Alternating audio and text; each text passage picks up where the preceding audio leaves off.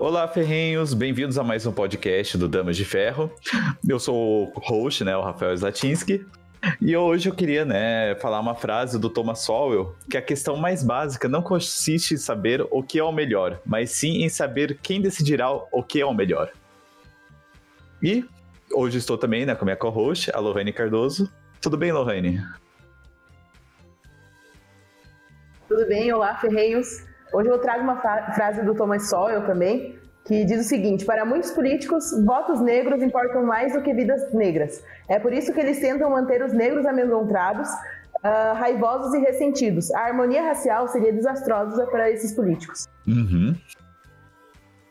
E, hoje estamos com uma convidada especial, a Patrícia Silva, que daí ela, além de ser pós-doutoranda em Sociologia na UFRJ, ela é uma influencer, no Instagram, com o nome do Preta de Rodinhas, é colunista do IFL, além de ser produtora de conteúdo online, que faz também o Masterclass do MRC, da Mulher, Raça e Classe, que traz uma crítica que toda mulher é feminista, e também faz o guia de estudos dela, onde ensina como absorver o máximo de sua leitura. Tudo bem, Paty? Olá, tudo bom, pessoal? Olha, também que separei uma frase. Você quer ser respeitado neste mundo? Esteja entre os mais prósperos. Essa frase é da Magatte Wade, uma empresária senegalesa, ativista pró-capitalista, e ela tem sido uma das grandes vozes liberais atualmente. Uma grande referência do renascimento da defesa do liberalismo na África. Uhum.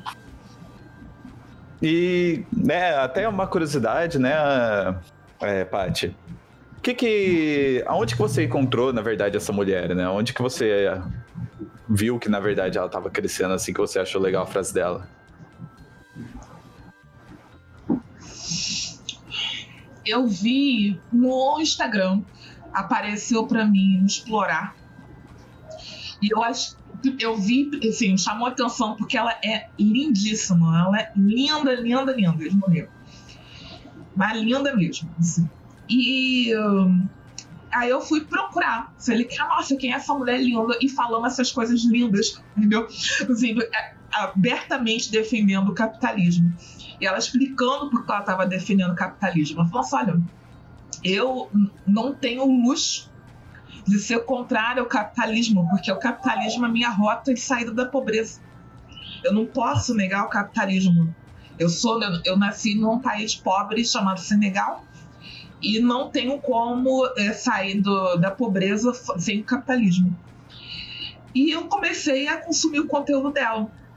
Eu vi que ela foi entrevistada pelo Jordan Peterson também.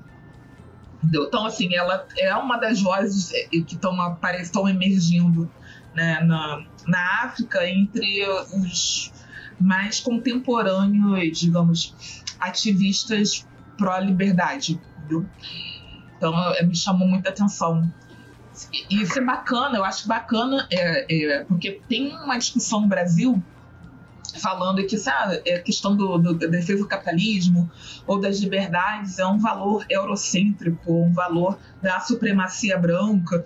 E aí, quando eu trago essas mulheres africanas e liberais, você acaba rompendo, porque elas não são nem eurocentradas, nem da supremacia branca, e elas estão falando exatamente o que a gente estuda no liberalismo clássico. E é até legal trazer à tona, porque justamente a gente não está acostumado, a ouvir, essas pessoas. Até no próprio Damas de Ferro, assim, a gente está trazendo pessoas que às vezes são muitas vezes desconhecidas, Então, É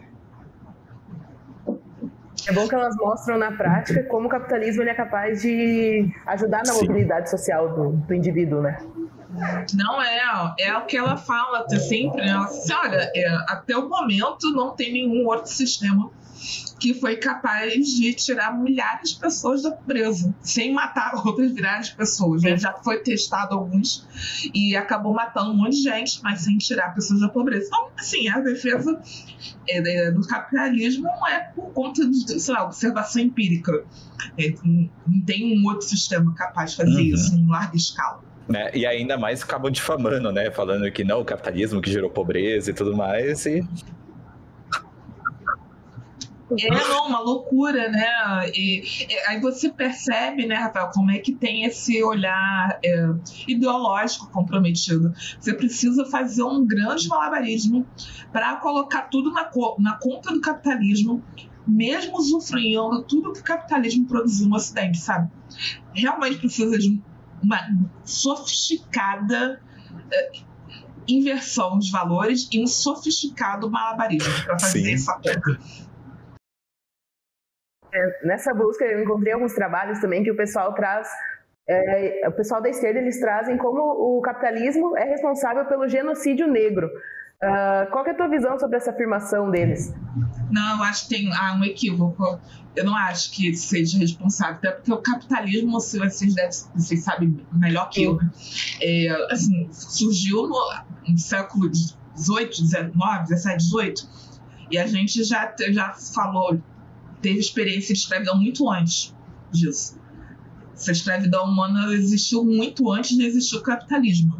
Então não tem nada a ver com o que acontece de negativo com o negro. E, por exemplo, né, Paty, você falando sobre justamente essa parte mais liberal, né, do capitalismo, poderia contar uma leve produção, né, de sua vida, o que levou para você produzir conteúdos, né, que você posta lá no Preta de Rodinhas? Então, eu fiz aquela conta quando eu viajava muito. Acho que tem uns 12 anos aquela conta. E eu era da galera de viagem, né? Que é mochileiro e tal. Mas mochileiro de rodinha. Que no mundo dos mochileiros tem o pessoal que é mochileiro raiz e o mochileiro da mala de rodinha, entendeu? Que aí eu sou da mala de rodinha. Todos os ambientes têm treta, gente. Então, assim, o ambiente da viagem também tinha treta. O pessoal que se achava mais radical, mais raiz, eles se chamavam mochileiros.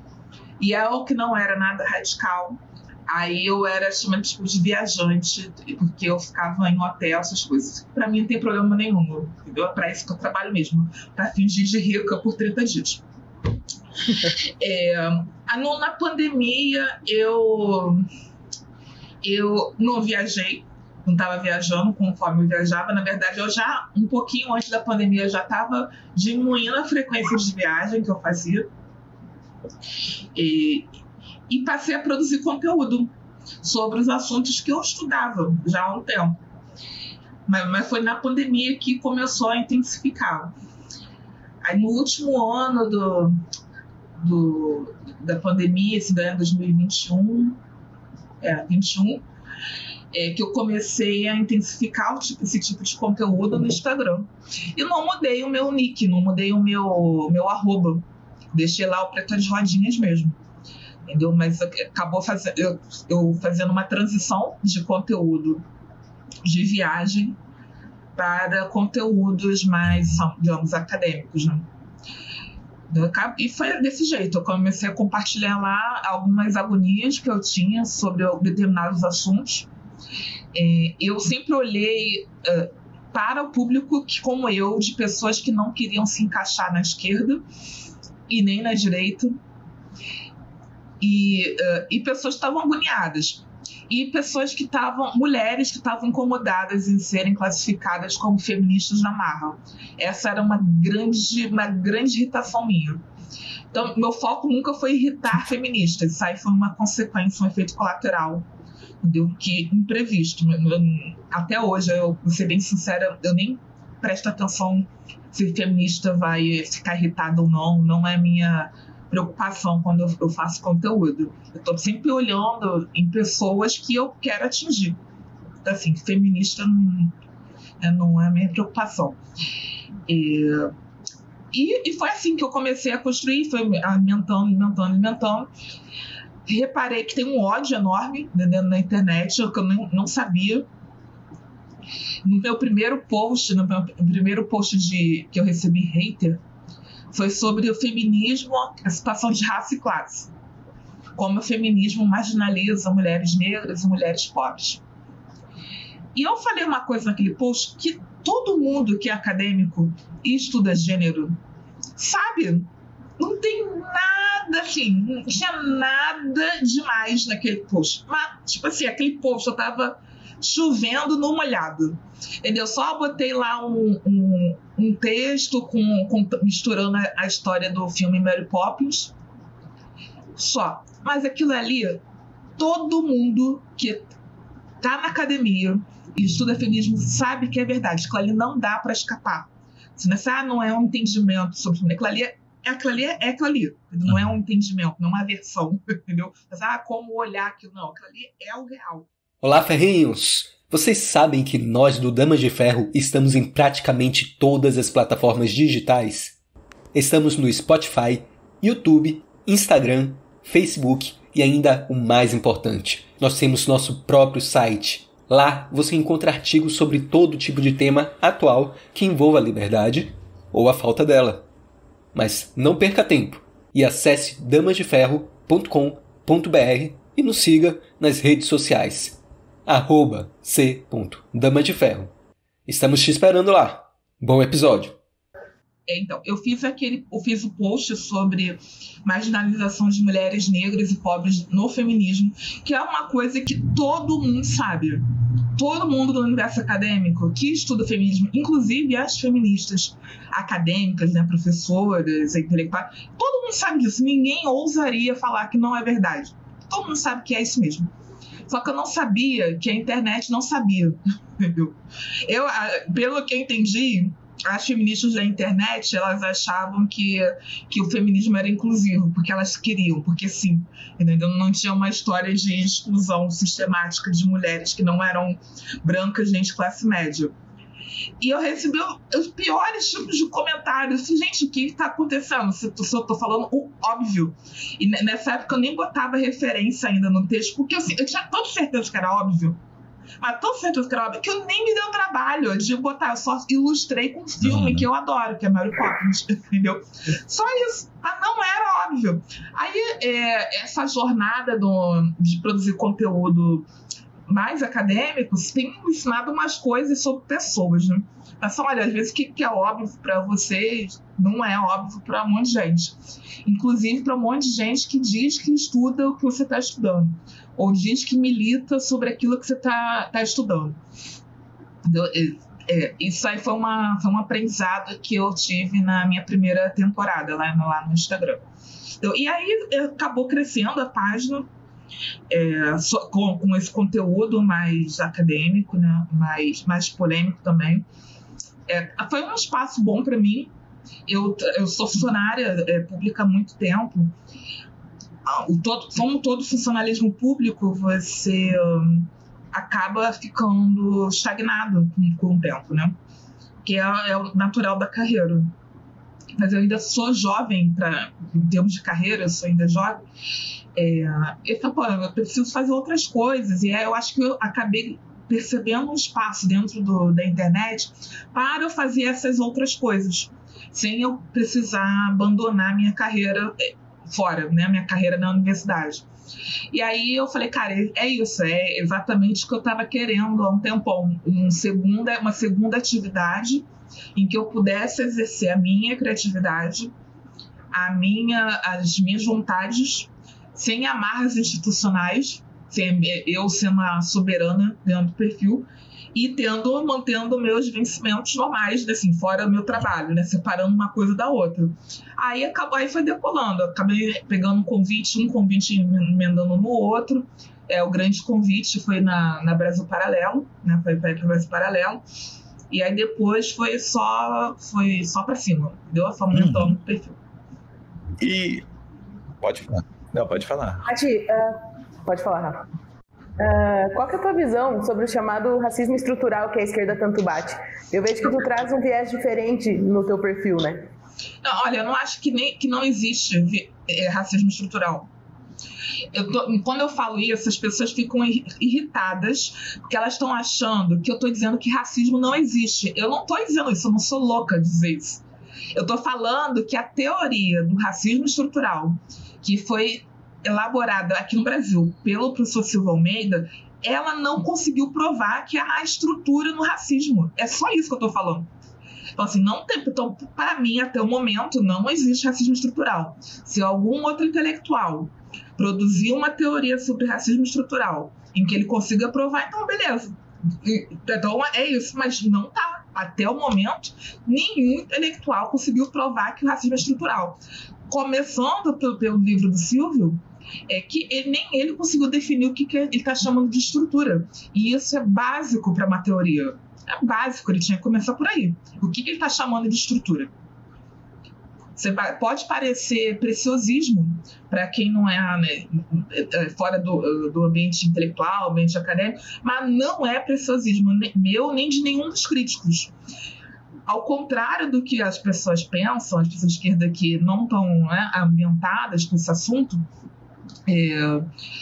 tem intelectuais de esquerda que também pensam exatamente o que eu penso, sabe? Como o Gessé Souza. Ele é um grande intelectual de esquerda e ele fala exatamente o que eu falo. Você olha, a teoria do racismo estrutural não tem teoria, ele está apresentando uma petição de princípio, ele está fazendo um argumento circular. Ele está dizendo que a causa do racismo é a consequência do racismo. Isso não é teoria, isso é petição de princípio. Então, quando eu estou falando que não há racismo estrutural, não estou negando a existência do racismo, eu estou negando que o racismo seja estrutural. A teoria do racismo estrutural, na minha visão, ela não conseguiu desenvolver a sua tese que o racismo no Brasil é estrutural. É isso que eu estou implicando.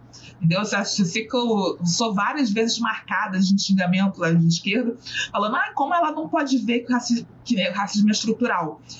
Como se eu estivesse negando a existência do racismo. E não é. Eu estou negando a teoria. Ninguém é obrigado a concordar com aquela teoria. Ninguém. Isso aí é uma se banalizou muito o termo do racismo estrutural hoje na mídia, né? E está tratando o racismo estrutural como se fosse a verdade absoluta. Não fosse só mais uma interpretação da realidade. As teorias são isso, gente. As teorias são interpretações da realidade. E que as pessoas podem apresentar divergências. Sempre foi desse jeito. De um tempo para cá, que as pessoas estão tratando como verdade absoluta o que é produzido por determinados intelectuais. Mas sempre foi desse jeito. A pessoa tem direito a ter uma discordância. A pessoa nem escutou por que eu discordo, nem sabe por que eu discordo, mas ela ouviu que eu discordo, então ela está dizendo que eu sou uma negacionista do racismo, como eu já ouvi falar. Gente, isso é um absurdo. Nunca que eu vou ser uma negacionista do racismo. Eu sou uma negacionista da teoria do racismo estrutural. Aí sim, pode botar meu nome. Negacionista da teoria do racismo estrutural é assim embaixo. Estou nesse grupo. Agora, negacionista do racismo, não estou nesse grupo. Eu não posso estar, primeiro, porque eu estudo esse tema um tempão. Segundo, porque eu estaria negando a realidade. Eu não posso falar que o racismo não existe sabendo a realidade, entendeu?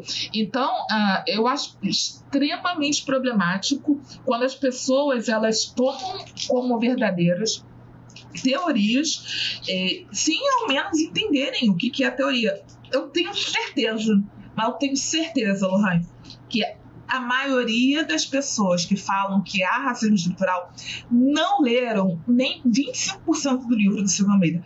Eu tenho certeza.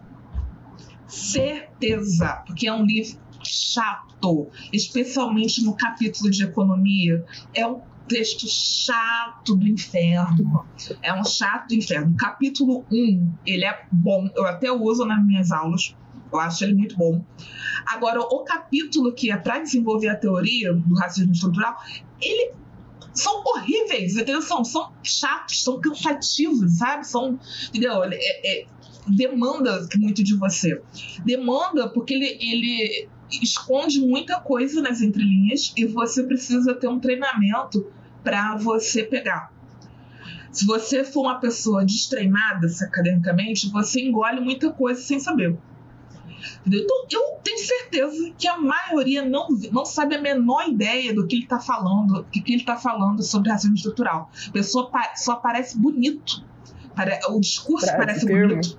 Eu falo assim, nossa, é isso. Tá na estrutura, cara. Tu tá vendo? Tudo estrutura. Entendeu?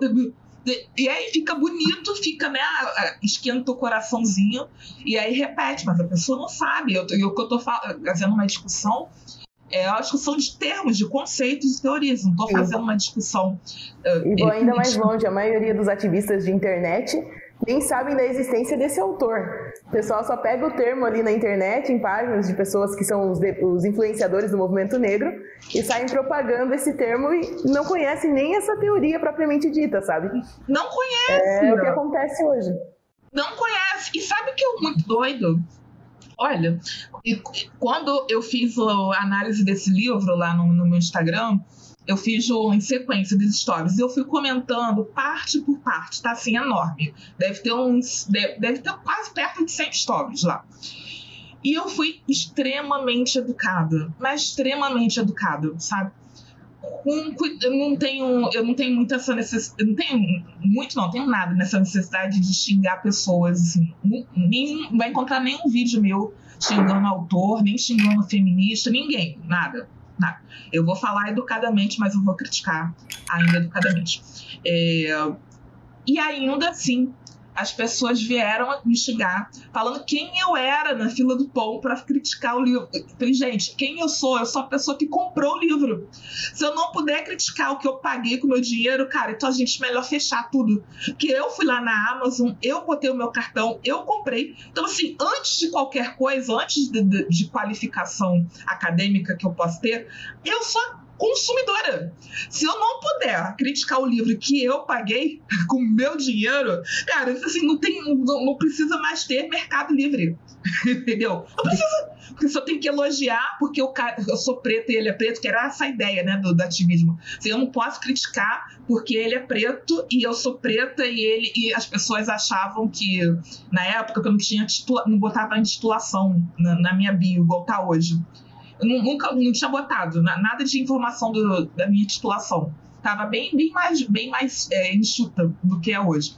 Então as pessoas achavam que eu não tinha formação acadêmica, sabe? Que eu era extremamente ignorante, sim, né? Porque eles acham que a pessoa que não tem formação acadêmica é extremamente ignorante. A esquerda tem um comportamento elitista em relação à escolaridade. Na verdade, na minha opinião, é o lado político mais elitista que tem. Eles acham que você ter um diploma universitário, você merece mais respeito do que não tem um diploma universitário. E nessa época, as pessoas me xingavam por isso, porque elas achavam que eu não tinha diploma universitário, então, portanto, eu não estava autorizada a criticar o Silvio Almeida. Mas não é por isso, eu estou autorizada porque eu paguei reais nele. Entendeu? Se eu não for pagar, se eu não for poder criticar o que eu paguei, não tem. E tem um nome pra gente não criticar, o nome é publi. Se a pessoa quer que eu elogie o livro, ela paga para eu elogiar. Aí eu elogiarei mesmo não gostando. Igual a Xuxa fazia publi da Monange. Ela não usa Monange, entendeu? Ela finge que gostava do Monange por décadas, entendeu? E ganhava dinheiro. Eu posso fazer esse trabalho, também estou disponível. É só me pagar. Mas agora, eu ir lá na loja e comprar o livro e ler, eu vou falar o que eu achar do livro. Você quiser que eu elogie o livro da Marra, você tem que pagar, o nome é publicidade, entendeu? Existe desde que o capitalismo é capitalismo, entendeu? Existe isso, é publicidade. Agora, eu lá na loja, todo livro que eu for na loja comprar, eu vou falar o que eu acho do livro. Vou falar isso, entendeu? Se você quiser que eu elogie, tem que pagar. Aí o outro livro que foi treta, que eu critiquei, esse eu critiquei bastante. Assim, eu detestei esse livro. Para mim, foi um dos piores livros que eu li na minha vida. Que é Interseccionalidade, da Carla Cotirene. Cara, é um livro muito ruim mesmo. Eu fiquei muito surpresa. Eu li 2 vezes porque eu não acreditei que aquele livro foi publicado. Eu falei, não tá acreditando. Lembro que na época eu mandei até mensagem pro Paulo Cruz. Falei, Paulo, você leu esse livro? Porque eu não tava acreditando que eu tava lendo aquele livro. Aí ele falou, não, cara, Deus me livre. Tenho 0 motivo para passar por isso. Tenho 0 motivo para viver essa experiência. Falei, cara, não é possível um negócio desse. Aí esse eu critiquei bastante. Entendeu? Mas não critiquei a autora, não fui desrespeitosa com ela em momento nenhum. Inclusive, eu deixei super claro, mas o pessoal não quer saber. falou mal do que eles acreditam, cara, pronto, você tá na baia do E essa visão, assim, que eu não sei se eu nem poderia falar mais dogmática, né? Mas que você não pode criticar ninguém, que você tem que aceitar porque a pessoa, né, escreveu e aí tem que ser assim mesmo, tem que concordar. Né? Como que você acha, assim, que a pessoa faz? Tem esse malabarismo mental para aderir a essa ideia?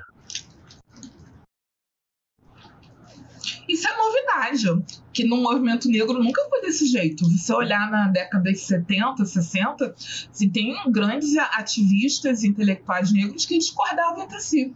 A Sueli Carneiro discordava do Muniz Sodré, que discordava do Joel Rufino, e estava tudo bem. É nessa onda do ativismo contemporâneo, antirracista contemporâneo, que passou até a ideia de homogeneidade, que todo mundo tem que falar a mesma coisa, todo mundo tem que pensar igual, todo mundo tem que se comportar do mesmo jeito, todo mundo tem que ler o que um clero da intelectualidade diz que pode ler, todo mundo tem que ir onde o clero da intelectualidade diz que pode ir, eu negando qualquer aspecto de humanidade do negro. Eu sou um ser humano, eu não sou uma abstração política. Eu vou aonde eu quiser, eu falo com quem eu quiser, eu leio o que eu quiser. Essa ideia da pessoa ter agência própria é que está sendo negada recentemente. Eu não estou disposto a fazer isso, mas não estou mesmo. Eu sou muito, muito escrava da liberdade, mas muito mesmo. Sim, eu não estou disposta a fazer isso para grupo nenhum, nem para um lado, nem para outro. Assim, no dia que o pessoal conservador falar coisas que eu não tenho interesse me associar, eu vou fazer a mesma coisa. Eu posso terminar com 15 seguidores, mas eu não posso abrir mão do que eu falar o que eu realmente acho, sabe? Não posso. Muito imperativo no meu comportamento. Eu sou muito ovelha desgarrada, entendeu? Não posso ficar em rebanho na marra, assim, não consigo. Eu vou falar isso, a pessoa vai ter que encontrar um jeito lá dentro dela para respeitar essa posição. E eu vou fazer o que eu puder para que outras pessoas também coloquem as suas posições próprias, sem terem medo de serem canceladas e serem expostas, e todas essas coisas ridículas estão acontecendo desde 2010 para cá. Eu vou parar para pensar, essa onda de cancelamento começou de 2010 para cá. Até 2010 a gente vivia num mundo mais ou menos normal. Entendeu? Foi de 2010 para cá que começou esse negócio. As pessoas precisam ser canceladas porque estão falando coisas que destoam da opinião pública padrão, da opinião pública hegemônica.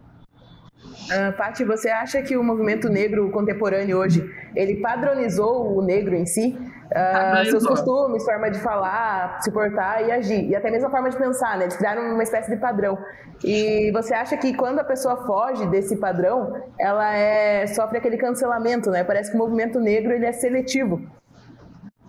Não, mas ele é seletivo. O movimento negro hoje, ele não está falando sobre negro, ele está falando sobre pessoas que concordam com a ideologia. Não é sobre negro, eu vou insistir muito nisso. Não é sobre negro mais, é sobre pessoas que concordam com eles.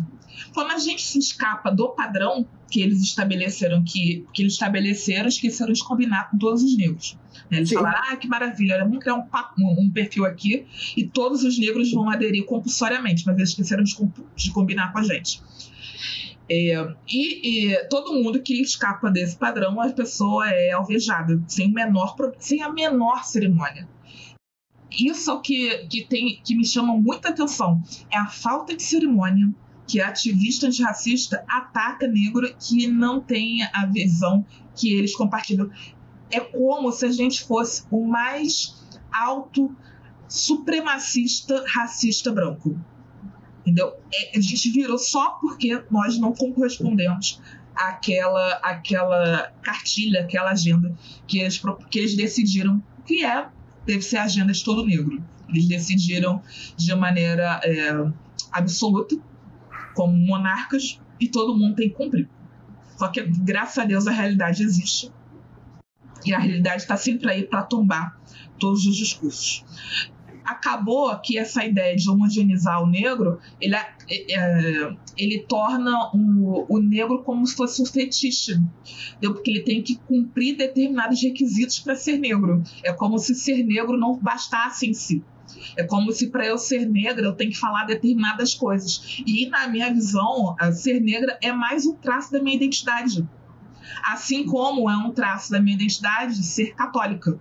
Assim como é um traço da minha identidade ser gostar de viajar. É um traço da minha identidade ser carioca. Então, assim, eu tenho vários traços de identitários que eu não estou interessada em abrir mão. Assim, ser negra é um traço que eu não, ao contrário dos outros que eu citei, eu não posso retirar da minha identidade, que eu nasci com ele. E eu não vou retirar.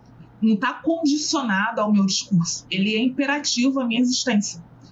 E eu gosto desse traço da minha identidade. Ninguém tem direito a falar que eu sou negra, mais negra ou menos negra, porque eu falo tal coisa ou outra coisa. Não vou permitir nunca que ninguém fale isso. Mas nunca mesmo. Eu escuto muito isso lá no Instagram, né? Escuto, não leio, né? De quando aparece ativista, né? Porque eles, como eu sou católica, eles acham que eu não posso ser católica porque eu sou negro. Então, aí eles querem dizer qual religião eu devo pertencer. Eu não vou fazer isso. E aí, se eu insisto em ser católica ou defender a igreja católica, eu posso até ser católica, mas ser católica em silêncio, entendeu? Para não fazer vergonha para o coletivo. Aí eles acham que eu mereço ser tratada tal como um racista, um supremacista branco, desde de ser negra. Eles anulam a minha identidade racial por conta da minha identidade religiosa. Isso não é só absurdo, como é ridículo. É ridículo, não faz o menor sentido. E também contribui para anular a discussão sobre racismo. Porque se você é negra ou não, dependendo do que você pensa, então racismo não existe. Não é só você mudar de lado e falar determinadas coisas que você deixa de ser negro. E aí acabou de sofrer racismo. Isso não existe. Não existe. O racismo ele vai acontecer com negros de direita, negros de esquerda. Isso aí deveria ser ponto pacífico. Mas não é. Hoje, atualmente, não é. As pessoas acham bem feito quando nós, que não somos negros de esquerda, sofremos racismo. Elas ficam satisfeitas quando nós falhamos. Elas ficam satisfeitas quando nós nos damos mal. É uma campanha para a gente se ferrar. Assim, porque já não é do time, então, cara, que ela se dê muito mal na vida. Mas muito mal da vida. E como que você vê, né, esse pessoal que acaba difamando, assim? Não sei se tem alguma definição pra você, mas tipo, você é proibido de ser católica porque você é negra. Tem uma, sei lá, talvez uma definição, assim, ou uma visão que você passa sobre essas pessoas? Sim. A minha visão sobre eles... Bom, eu acho que é isso, né? Eles são wokes pra mim. É o ativismo de 2010 para cá que está acabando com o Ocidente. Eu entendo que muita gente cai nesse papo deles e aí a pessoa deixa de se manifestar ou então acaba sucumbindo porque não quer ser cancelada, ela não quer receber ataque. Nem todo mundo tem disposição para receber ataque. E eu entendo, assim. Eu super entendo. Aí eles fazem isso, né? Eles atacam na expectativa que você desista de falar o que está falando. Ou peça desculpa. Essa é uma coisa que eu nunca fiz, foi pedir desculpa. E não farei. Entendeu? Não farei. Eu não fiz nada, tenho certeza que eu não fiz nada ofensivo para ninguém. Então eu não vou pedir desculpa. Esse tempo todo que eu estou produzindo conteúdo, eu nunca pedi desculpa porque a pessoa diz que está ofendida. Só ela está ofendida para uma dela, porque ela é sensível. Porque eu não falei nada para ofender ninguém. E eu não pedirei desculpa. E acredito eu que essa postura assim, de manter, falar assim, olha só, meu amor, se você está aqui, o problema é teu. Você é ofendido. Eu não estou ofendendo ninguém. Eu estou ciente que eu não estou ofendendo ninguém. Eu não vou sucumbir ao teu chilique, que eu tenho zero paciência com chilique. É por isso que eu nunca trabalhei com educação infantil, porque eu não tenho paciência. com chilique. Ainda mais de criança, mas quem dirá de burro velho, adulto, entendeu? Não tem paciência. Você vai dar chilique e eu vou continuar falando. Quanto mais chilique você der, mais eu vou falar sobre o assunto que eu sei que te incomoda. Eu sou implicante por natureza. Se você mostrar que tá te incomodando, cara, eu vou surfar no teu incômodo. E eu vou continuar falando aqui. E assim foi meu 2022. Em 2023, eu tô sofrendo menos ataque no Instagram até o momento do que eu sofri na mesma época em 2022. Entendeu? E eu acho que muito disso vem da postura de eu falar, olha só, você pode me xingar se quiser, porque eu vou continuar aqui. Eu não vou pra lugar nenhum. Não vou pra lugar nenhum. Eu vou continuar falando o que eu tô falando. E eu sou boa em uma coisa, eu vou catar referência onde tiver para fundamentar o que eu tô falando. Nem que para isso eu gaste todo o tempo livre que eu tenho. E algumas pessoas eu acho que entenderam isso. Então, assim, acabou diminuindo o ataque que eu tô tendo no Instagram, sabe? Mas eu não gosto de ter contato com ativista hoje em dia. Eu não me interessa ter contato com ativista, nem feminista, nenhum desses grupos. Não é saudável esse contato. Mas eles aparecem de todo modo, né, lá, e a gente tem que lidar de alguma forma. Eu lido bloqueando. Entendeu? Eu vi o bloco sem a menor cerimônia. Sem a menor cerimônia, porque eu tenho trabalho, eu não sou blogueira full time, eu não tenho tempo para ficar batendo boca na internet. Então eu olho, assim, eu nem respondo a pessoa, já enfio o bloco. A pessoa nem sabe por que eu vi, entendeu? Eu já tô enfiando bloco na pessoa. E tô seguindo assim, a minha lista de bloco é enorme. Mas é isso aí. A gente tem conta famosa, verificada, entendeu? Do ativismo e tal. Cara, vai ser verificada e bloqueada. Tem zero cerimônia. Mas zero cerimônia. Vou bloquear verificado. O problema é teu. Tu vai ser bloqueado e verificado. 2 estados. Entendeu? Saio enfiando bloco em todo mundo. E tô seguindo. Não tem... Eu sou bem poucas ideias, sabe?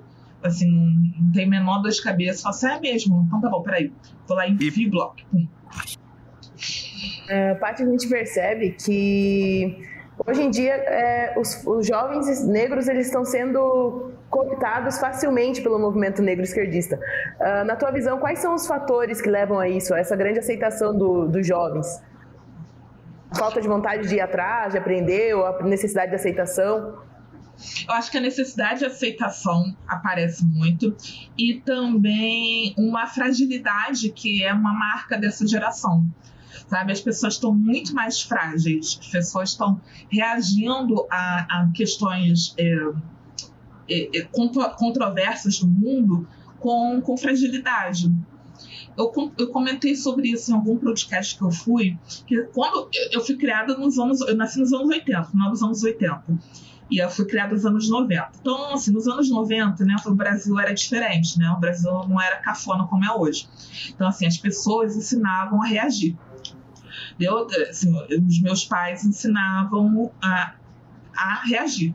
E os pais dos meus colegas me ensinavam a reagir.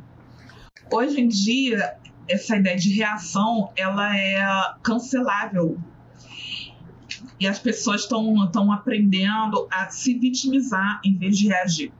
Por exemplo, nos anos 90, se uma criança falasse, e uma criança falasse comigo que o meu cabelo é duro bombril, cara, eu ia resolver na mão com ela. Entendeu? Ela nunca mais ia falar, como eu já fiz, inclusive. Ela não vai me chamar mais meu cabelo de bombril. Eu acho extremamente pedagógico. É bruto, mas assim, né? Lamento. Ela mandou ela chamar meu cabelo de bombril. Então, assim, mas não criei uma cultura de vitimismo. Eu criei uma cultura de enfrentamento. Tô comendo meu Mirabel, meu Kisuko cancerígeno, em paz. Aí vem uma criança falar que meu cabelo é de bombril. Óbvio que não vou. Eu vou chorar, não vou chorar. Quem vai chorar é ela. Foi o que aconteceu com a Samira, esqueci o nome daquela menina, mas eu lembro da cena até hoje, entendeu? Que eu joguei ela na cerca lá do colégio. Mas era esse comportamento típico dos anos 90, as pessoas te ensinavam a reagir. Hoje em dia as pessoas estão sendo ensinadas a chorarem na internet, fazerem textão. Mas nunca que eu vou fazer textão na internet, cara. Eu vou brigar contigo. Se você xingar, eu vou brigar com você. Fique sabendo. Você fique sabendo que eu não vou fazer textão.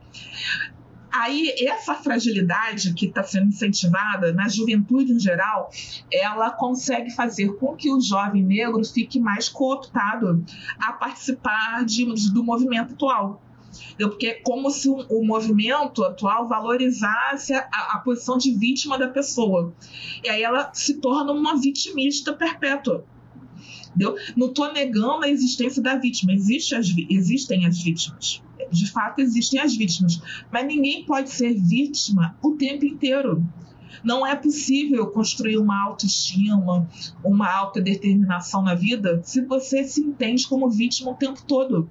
Não é possível, não tem como. A Bell Hooks tem um livro falando sobre isso. É o Rock My Soul. Ela fala assim, não é possível você adotar a postura de vítima o tempo todo. Você precisa reconhecer que o racismo existe, que está lá fora, que a gente precisa combater. E ainda assim, seguir tua vida com autodeterminação e desenvolvimento da autorresponsabilidade. Isso aí, o resultado de determinação é da minha responsabilidade. O resultado da opressão também é da minha responsabilidade. Outras ações não são da minha responsabilidade, mas entendendo que você tem responsabilidade em determinadas posições. Não é fácil para essa geração entender a ideia da responsabilidade. É muito mais cômodo colocar a culpa na estrutura. Falar que estruturalmente está montado para não dar certo. E não é exatamente isso. É como se essa ideia do racismo estrutural fosse uma avalanche, uma bola de neve, preparada para passar por cima de todos os jovens negros, todos os negros, independente do que a gente faça individualmente. Eu não tenho como concordar com isso. É impossível concordar com isso. É meio que uma desculpa para a mediocridade, né? Eles acabam usando como uma desculpa para a mediocridade deles. É uma desculpa para a mediocridade. Eles ficam confortáveis com a posição de vítima. Eu acho danosa essa ideia do vitimismo, exatamente porque tira a agência do jovem. Entendeu? Ele fica com uma ideia que o vitimismo é a identidade dele. Sim. Nessa geração ativista, ser vítima é o núcleo da identidade do negro. Então, assim, para eu ser negra na visão desse ativismo atual, eu preciso ser vítima. Eu preciso estar sofrendo. Se você for participar de seminários na internet sobre esses assuntos, que são conduzidos por progressistas e tal, você vai ver mulheres falando assim, olha, é porque ser negro é uma experiência de sofrimento. Oi? Tem inúmeras experiências possíveis na aventura de ser negro. Isso não é uma experiência de sofrimento. Isso é absurdo. Você carrega isso. Olha, eu tenho horror disso nesses eventos. Horror, sabe? Porque é como se colocasse para baixo, na marra. É muito, muito negativo, mas muito negativo. É como se fosse uma catarse coletiva para todo mundo colocar suas doses de sofrimento. Entendeu? Eu participei uma vez de um programa e que as reuniões eram assim, que as pessoas contavam lá seus sofrimentos. Falei, cara, eu não quero contar meus sofrimentos, eu pago terapeuta para isso, entendeu? Aqui eu tô querendo fazer networking profissionais, entendeu? Colaborações e negócios. Não quero contar meus sofrimentos em público, entendeu? Não quero fazer isso. Mas se você for nas reuniões de ativismo, é sobre isso. As pessoas querem falar do sofrimento, entendeu? Parece que tem uma disputa para quem sofre mais. Quem sofreu mais. Entendeu? Quem sofre mais. Aí, assim, eu já cheguei num absurdo de ouvir que eu sofro menos porque eu sou do Sudeste.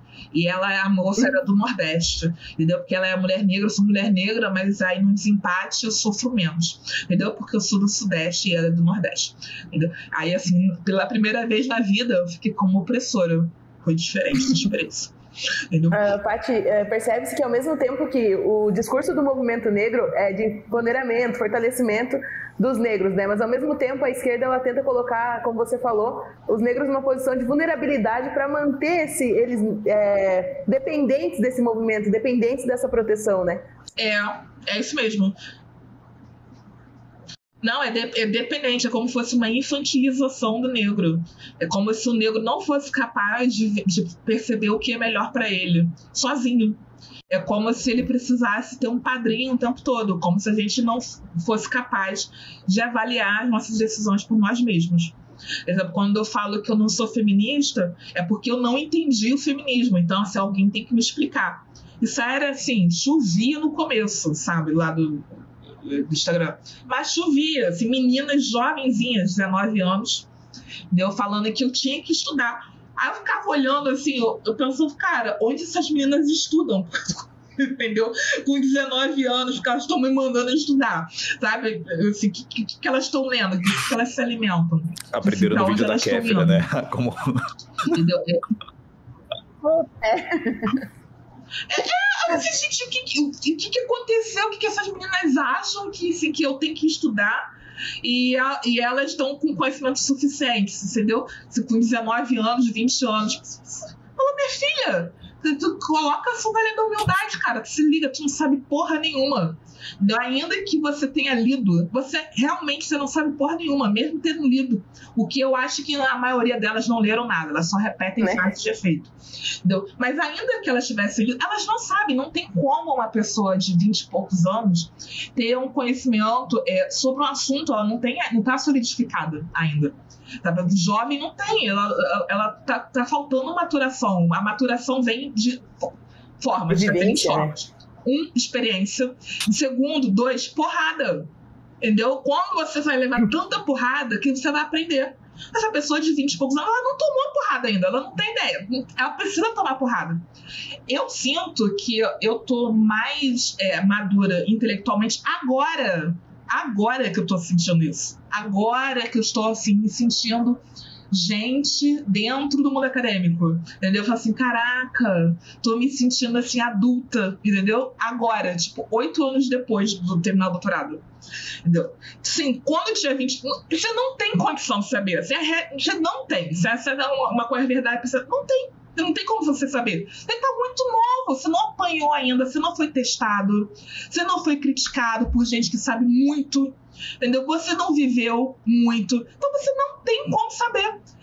É uma questão que você precisa assumir. Assim como eu coloco a minha posição, que eu não tenho como me definir como intelectual. Eu não me considero intelectual, eu me considero uma pessoa que tá na fila para ser. Entendeu, senhora? Eu tô na fila para ser, tô aqui, peguei minha senha na fila para que eu quero ser intelectual, mas eu estou entendendo que isso vai demorar uns 10 anos para acontecer. Eu conseguir manter o ritmo que eu tô mantendo hoje. Daqui a uns 10 anos eu posso ser. Entendeu? Eu tô ciente disso. Eu sei que intelectual é tipo a Sueli Carneiro, o Thomas Sowell, o John McWhorter. Eu sei que precisa de uma substância, entendeu? O intelectual ele precisa desenvolver um pensamento que sustente sozinho. Eu sou uma acadêmica, e eu sou acadêmica muito dedicada, mas eu sou uma acadêmica. Então, eu não estou ainda nessa fase. O jovem, ao mesmo tempo que ele tem essa fragilidade que a gente falou antes, ele também tem um ego muito inflado, que ele acha que ele sabe tudo sobre todos os assuntos, porque ele entendeu, ele conseguiu dominar frases de efeito. Por exemplo, o jovem do ativismo antirracista, ele acha que ele faz mais coisas pelos negros hoje do que os ativistas da década de 70. Eu já ouvi isso. A pessoa só pode estar delirando, a pessoa pode estar perdida no ego inflado. Ela entrou numa sala e o ego está impressionando ela, entendeu? Porque essa pessoa não está raciocinando mais.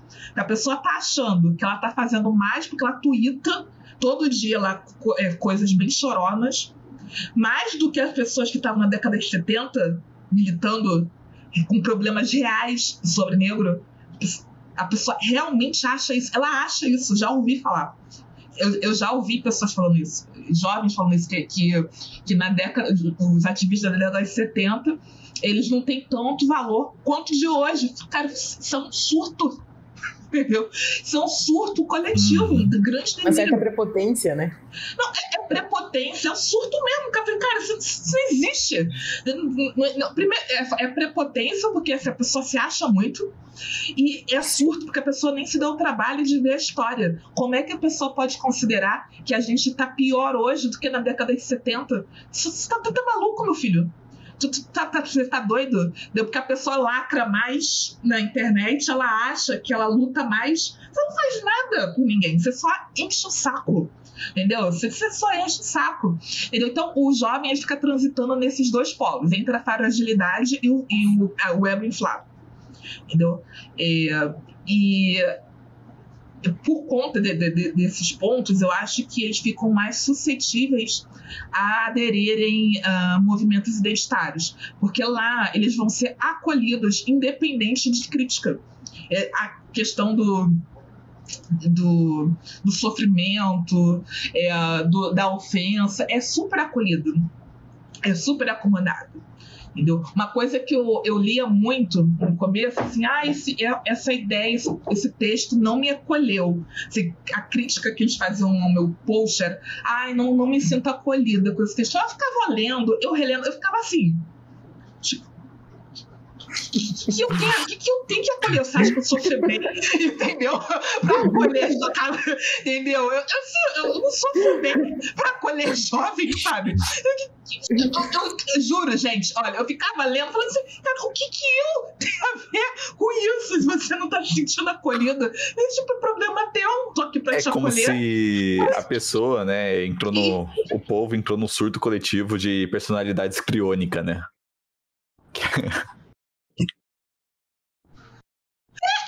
Como se o mundo todo devesse se algo a ele, né? Tivesse que acolher. Como se o mundo fosse credor deles o tempo todo. Todo mundo tá devendo a eles. Entendeu? Todo mundo deve acolhimento a ele. Todo mundo tem que gostar dele. Todo mundo é obrigado a novidade. Cara, aí a novidade fala, não é, meu amor. Ninguém é obrigado a gostar de você. Se você quer ser respeitado, você tem que fazer alguma coisa. Entendeu? Você não vai ser respeitado neste mundo porque você decidiu que é. Não, você vai ser respeitado se você fizer alguma coisa. Por isso que você tem a frase da Magatti no começo. Você quer ser respeitado neste mundo aqui, você seja próspero. Faça alguma coisa. O que você está fazendo? Além de estar reclamando. O que você está fazendo? Nem é para o mundo. É para você ou para pessoas que estão no seu entorno. Assim, né? Assim, não é mudar, não é combater o FMI, entendeu? Que é o jovem surtado, né? Que não arruma campo, mas vai combater o FMI. Não, assim, o que você está fazendo dentro da tua comunidade, entendeu? Ou para tua família. O que você tá? Você não tá fazendo nada. Você é inútil, entendeu? E quer que o mundo inteiro te acolha. Eu não tenho obrigação nenhuma de acolher. E aí, o que é um grande defeito que eu vejo nesse ativismo é que essa ideia do acolhimento, cara, ela foi estendida para adultos. Eu já vi homem barbudo falando a mesma coisa pra mim em post. Eu falei, gente, não é possível. Falei, cara, eu vou acolher homem barbudo? Cara, tu tá achando que tu tá maluco? Entendeu? Eu não acolho nem jovem, que é bonito. Imagina homem velho, entendeu? Jovem, né? Jovem bonitinho, fofinho, entendeu? Não acolho, vou acolher homem barbudo, entendeu? Tem uns negócios enormes, barbudo. Ai, pô, me acolheu pra caramba, hein, esse post aí. Entendeu? Você tá achando que eu sou o quê? Sua avó, sabe? Parece que tem obrigação de te acolher a tua avó, tua mãe. Falando nessa questão de acolhimento, vulnerabilidade, qual que é a tua opinião sobre as cotas raciais? Olha só, eu sou a favor do instrumento cotas raciais. Eu tô chamando a atenção para a questão do instrumento, porque todo mundo me pergunta sobre o que eu vejo da Lei Federal de Cotas. Eu sou da época que estava implantando cotas raciais na UERJ. E eu militava muito no movimento a favor das cotas raciais na UERJ, que é a Universidade Estadual do Rio de Janeiro. Foi uma das primeiras a ter cotas no Brasil. E eu considero a política de cotas da UERJ a mais bem-sucedida no Brasil. Se eu olhar os resultados, deu excelentes resultados. A Lei Federal de Cotas eu considero problemática. E precisa ter uma revisão bem honesta. Eu considero problemática em vários pontos. Um ponto é que a questão do pardo ela não é igual em todas as regiões do Brasil. E foi replicado o pensamento de Rio e São Paulo na Lei Federal de Cotas. Mas o Brasil não é Rio e São Paulo. O Brasil não é Rio e São Paulo. Uma hora ou outra vai ter que se discutir a questão do pardo. Eu sei que o movimento negro foge muito da discussão do pardo, da questão do pardo, mas uma hora vai ter que fazer. E um outro ponto é que eu não acredito que uma legislação única funcione para todos os territórios no Brasil. Não acho. Eu acho que as universidades elas poderiam ter autonomia de discutir quais são as ações afirmativas necessárias para o seu contexto. Quais são os grupos que poderiam ser incluídos naquele contexto. Não entender que todos os negros deveriam ser incluídos em todos os contextos.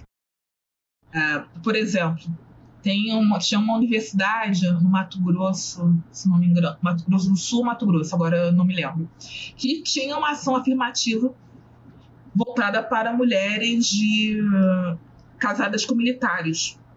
Eles fizeram um estudo, eles estavam localizados numa região de fronteira, eles fizeram um estudo e concluíram que aquele grupo social deveria ter uma ação afirmativa. Então, ou seja, eles estão atuando naquele grupo social ali, que é importante para aquela comunidade. Com o advento da Lei Federal de Cotas, esse programa morreu. Porque ele teve que se adequar à Lei Federal de Cotas. Mas, assim, nem todo território tem esse problema. Tem outros tipos de problemas que poderiam ser atendidos com o instrumento da ação afirmativa.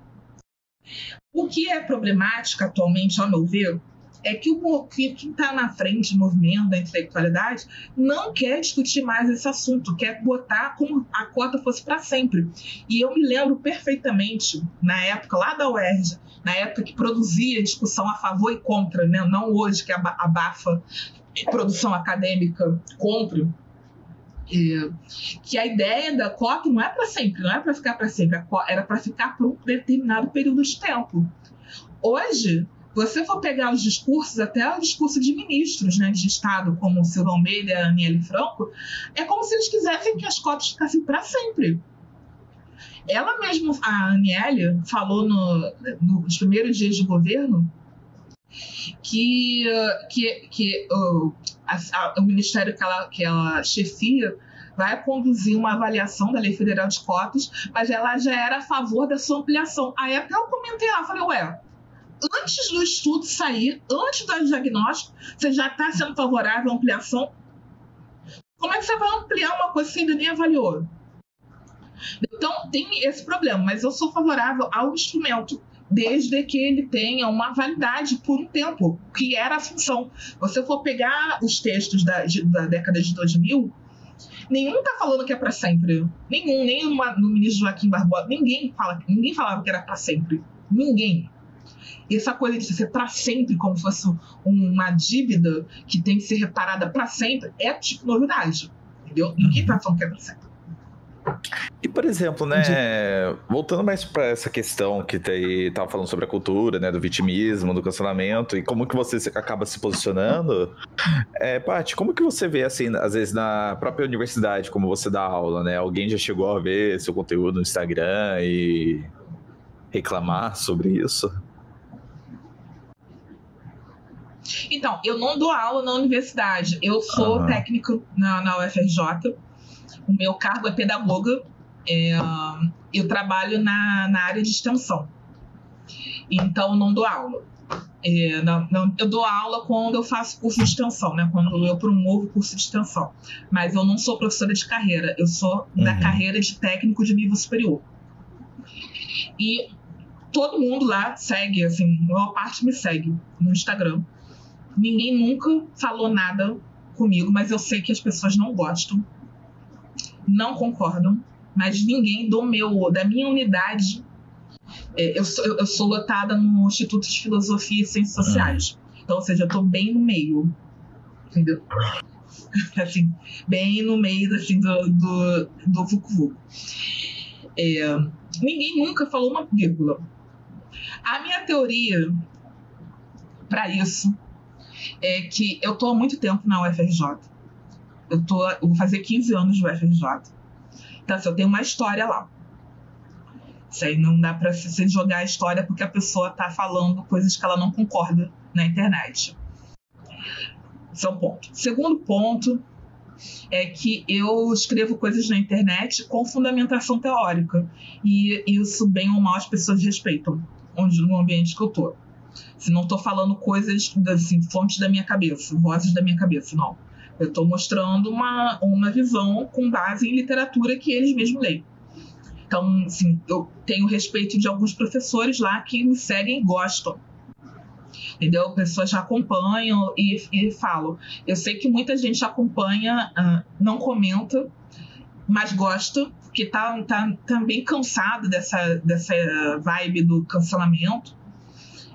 Prejudica eles também, mas ninguém quer se colocar a cara, né, no sol para falar. Então, assim, eles gostam. E outra coisa, assim, porque eu sou mulher negra, e como é que você vai atacar o grupo que eles elegeram, que é o grupo mais prejudicado, mais sofrido do Ocidente? Então, eles ficam numa sinuca de bico. E o outro ponto final é que o que faria comigo?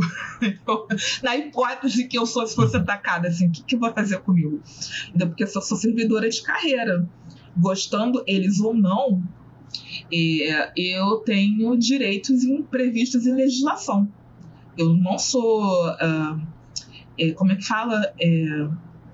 Quando a pessoa é tipo assessora, qual o nome? Qual o nome? Comissionado? Comissionada. Eu não sou comissionada, eu sou servidora de carreira. Eu fiz concurso, eu sou servidora estável. Sou servidora de carreira. O que você vai fazer comigo? O máximo que eles podem fazer comigo é me mandar para outra unidade. Falar assim, olha, não queremos essa servidora nesta unidade. E aí vai devolver para a reitoria vai me colocar em outra unidade. Que vai acontecer isso. Só que ali, assim, não é inteligente da unidade, né, fazer. Não seria, a gente pensa. Se não é inteligente da unidade, fala assim, olha, eu não quero ela aqui porque ela é muito conservadora. E aí vou perder uma boa funcionária porque ela é muito conservadora. Não faz sentido, que nada vai acontecer comigo. Eu só vou para outro lugar e vou produzir conteúdo de outro lugar. E vou continuar trabalhando de outro lugar. Então, assim, eu acredito que as pessoas não gostam do que eu escrevo, porque lá todo mundo é de esquerda.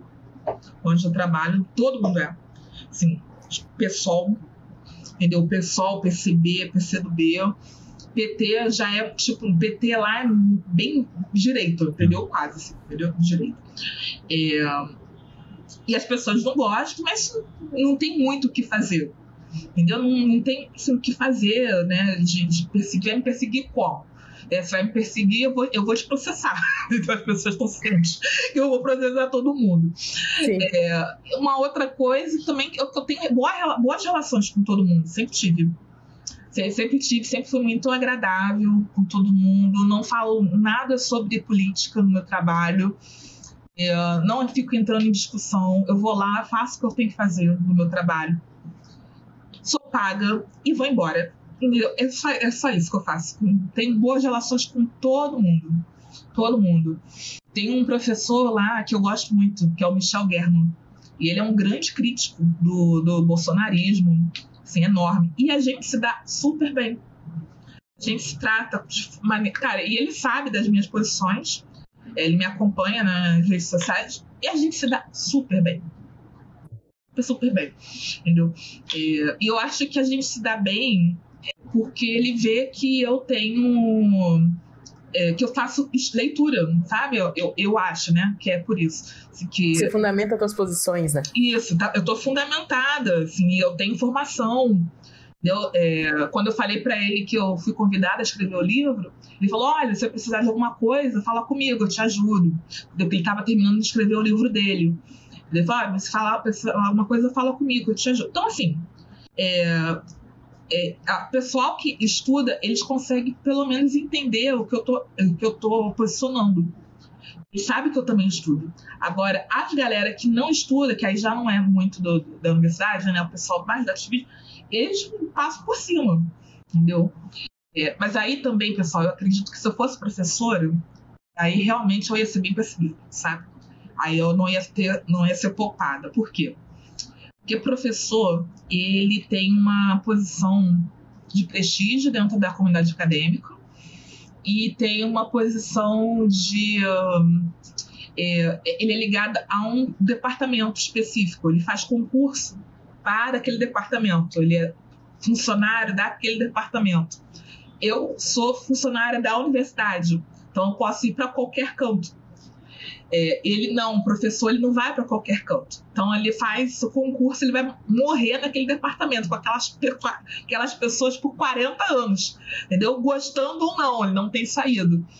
Aí, se eu fosse professor, eu acho que realmente aí seria diferente. Aí iria acontecer o que acontece com o Denis, lá na Federal de Uberlândia, Denis Xavier. Entendeu? Porque assim, ele não tem saída. Ele tem que lidar com aquelas pessoas e as pessoas vão bater nele e tal, tudo de alguma forma.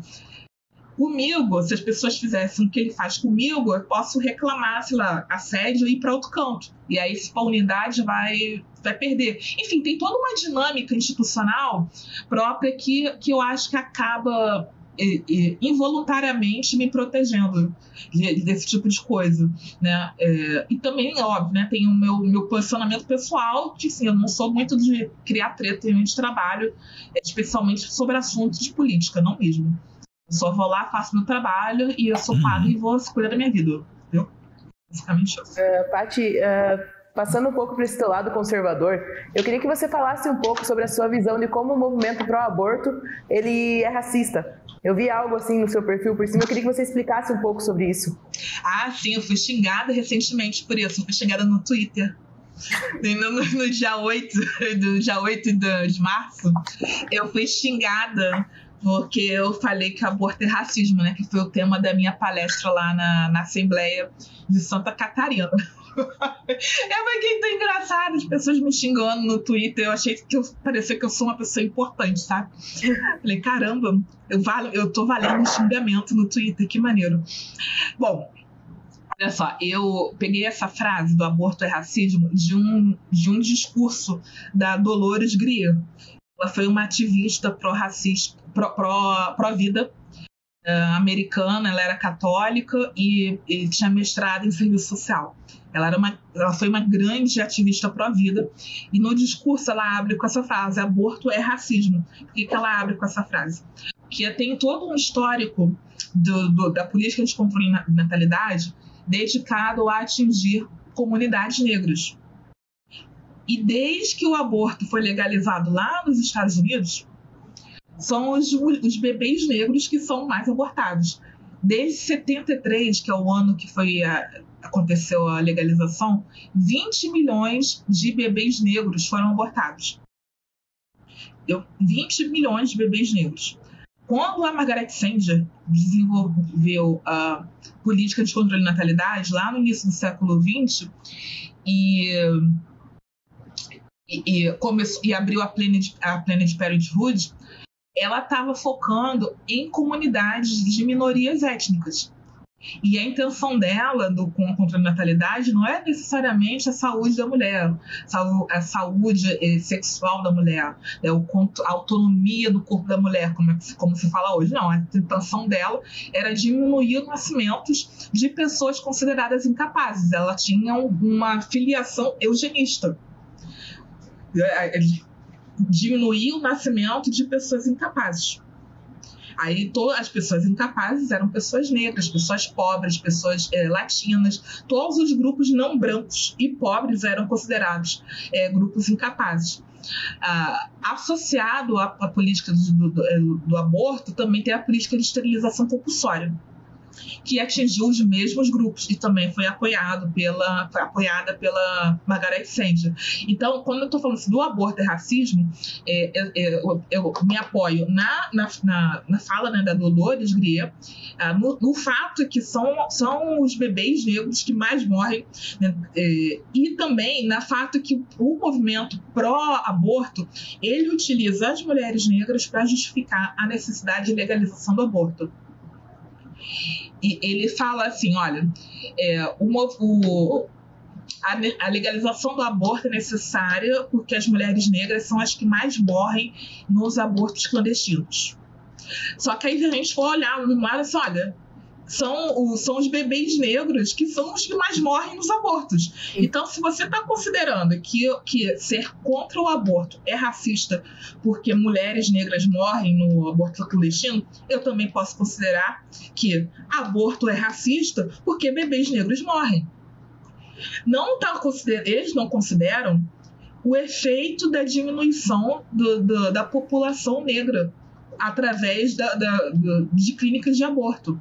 Lá na Califórnia, já está registrando um decréscimo da população negra, como fosse uma substituição da população negra por população latino-americana, né? E isso, os críticos, eles apontam que é exatamente por conta da política de abortos conduzida pela Planned Parenthood. Então, sim, eu vou considerar que o aborto é racismo, da mesma forma que o movimento pró-aborto considera que é racismo deixar que as mulheres negras morram no aborto clandestino, é tão racista considerar que elas devam ter o direito de abortar, porque elas são pobres e negras. Está considerando que sim, os bebês negros também têm. E, por exemplo, né, falando ainda um pouco sobre essa parte dos Estados Unidos, como também, né, o que você tinha postado até no seu perfil lá que eu tinha visto, sobre um comentário, né, do Malcolm X, que pra mim até então Malcolm X era de esquerda. Eu não tinha conhecimento direito sobre o Malcolm X, né, e aquilo dali até me quebrou, porque eu pensava, nossa, ele falando sobre white liberals, né, e, né, só pra deixar explícito aqui no episódio também, né, os liberals dos Estados Unidos são o pessoal ligado ao movimento democrata ou de esquerda, né. E tu acha que, tipo, eles influenciam justamente nessa parte também? De estar levando tanto nessa, talvez até nessa parte sobre a questão do aborto, sobre também do cancelamento e a cultura do vitimismo? Isso. Quem os white liberals? Com certeza. Com certeza, porque tipo, o branco de esquerda, ele acha que ele sabe melhor o que é melhor pra mim do que eu. Isso aí é um clássico, mas não só sobre o negro, sobre todas as minorias. Entendeu? Quando eu debocho, por exemplo, do pronome neutro, você sabe que quem fica zangado é o branco de esquerda. Que assim, tem pessoas trans me seguindo. Ninguém fica dando piti, nenhuma trans que me segue dá piti. Nenhuma. Pelo contrário, elas morrem de rir. Entendeu? Quem dá piti é o branco de esquerda, porque ele se sente ofendido com um deboche, com um grupo que ele nem faz parte. Entendeu? E não tô nem debochando do grupo, eu tô debochando da linguagem. Entendeu? Então, o branco de esquerda, cara, ele é um pé no saco de todas as minorias. Se você for parar pra pensar, cara, ele atrapalha todo mundo, mas todo mundo, que ele infantiliza todas as minorias. Ele atrapalha o empoderamento das minorias, porque ele diz que ele tem que ser o salvador da minoria, entendeu? Tem que proteger as minorias, como se as minorias não fossem capazes de se protegerem sozinhas, precisasse deles, entendeu? E assim, o Malcolm X já é iluminado, entendeu? Profeta, sabe? Passa frio porque estava coberto de razão. Entendeu? É o grande inimigo das minorias, é o branco de esquerda. Eu tenho clareza total disso. Para mim, na minha visão, a pior coisa que aconteceu pro ativismo antirracista foi ter se misturado com a esquerda universitária. Para mim, a pior coisa que aconteceu aqui no Brasil foi o movimento negro se misturar com a esquerda universitária. Foi um grande erro. Um grande erro. A gente não tem nada a ver com a esquerda universitária. Os problemas da esquerda universitária são problemas da esquerda universitária. Não dizem respeito a preto. Não, nunca disseram. Mas o que é a questão? É que, por sua vez, a direita, ela não fala um ai sobre a questão racial. Um ai. E quando ela ousa falar um ai, é sempre um aspecto extremamente negativo, como se fosse uma reação a tudo. Então, aí no debate público, fica parecendo que a esquerda é o bastião do antirracismo e a direita é a maior racista do mundo. Mas, assim, a realidade é que nem a direita e nem a esquerda são antirracistas nenhuma. Isso aí você pode perguntar até para os negros de esquerda. Eles vão falar a mesma coisa que eu.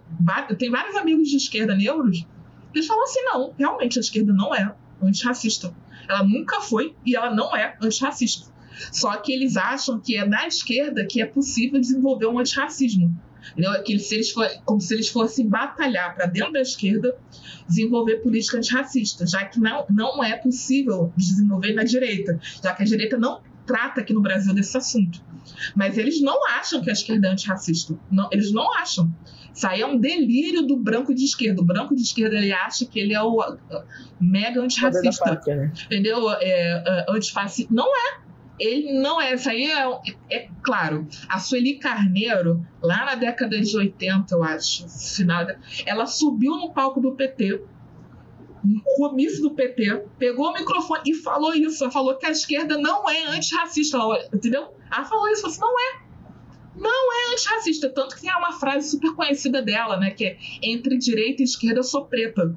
Ela fala: entre direita e esquerda eu sou preta. A esquerda não é antirracista.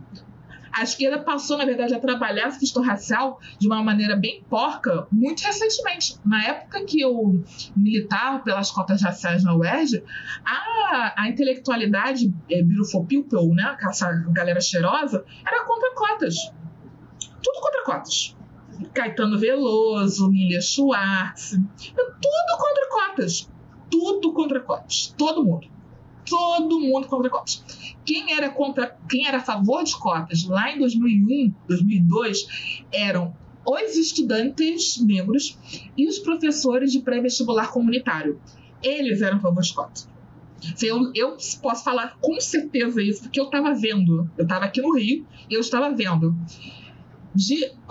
Branco, que tinha projeção no debate, é o William Douglas, que hoje é desembargador, na época ele era juiz. William Douglas branco, cristão branco, ele era super a favor de cotas raciais da UERJ. Mas essa intelectualidade cheirosa, que é a rota virtude hoje, era tudo contra. Eu lembro, eu falo, cara, você é uma gracinha que você é. Pena que eu te conheço. Pena que eu sei sua história. Porque eu tava lá e eu vi, você era contra. Falava os maiores impropérios a respeito. Eu vi que eu tava lá, eu vi. Quando começou a discutir cota na UFRJ, já era funcionário, né, lá na UFRJ. E eu lembro, assim, do Beautiful People sendo contra. Eu lembro as pessoas falando. E hoje as pessoas super orgulhosas do aumento do número de negros da UFRJ. Falei, cara, que coisa bonita. Pena que eu te conheço. Se eu não te conhecesse, eu ia cair no teu golpe. Entendeu? Mas eu te conheço porque eu tava lá e eu vi. Eu vi que você falava. Eu sei que você achava. Eu sei várias pessoas associadas ao marxismo, até hoje elas não são a favor de cotas raciais. Não são. Não são a favor. Elas parecem que são, que elas querem sobreviver no debate público. Mas não são. Entendeu? Então, na verdade, a esquerda, ela prejudica muito a minoria. O branco de esquerda é um desfavor no serviço. É um enorme desserviço às causas que eles dizem que estão lutando. Cara, atrapalha horrores. Horrores. E, por exemplo, né, você falou, né, até dessas pessoas que elas não defendiam na época, mas hoje em dia defendem, né, justamente para não passar por mal, né. Mas teve muitas pessoas também que conviveram com essa, né, passaram também por esse período e viram isso, mas mesmo assim é como se parece que colocasse, né, uma bandana nos olhos e segue o rumo, né?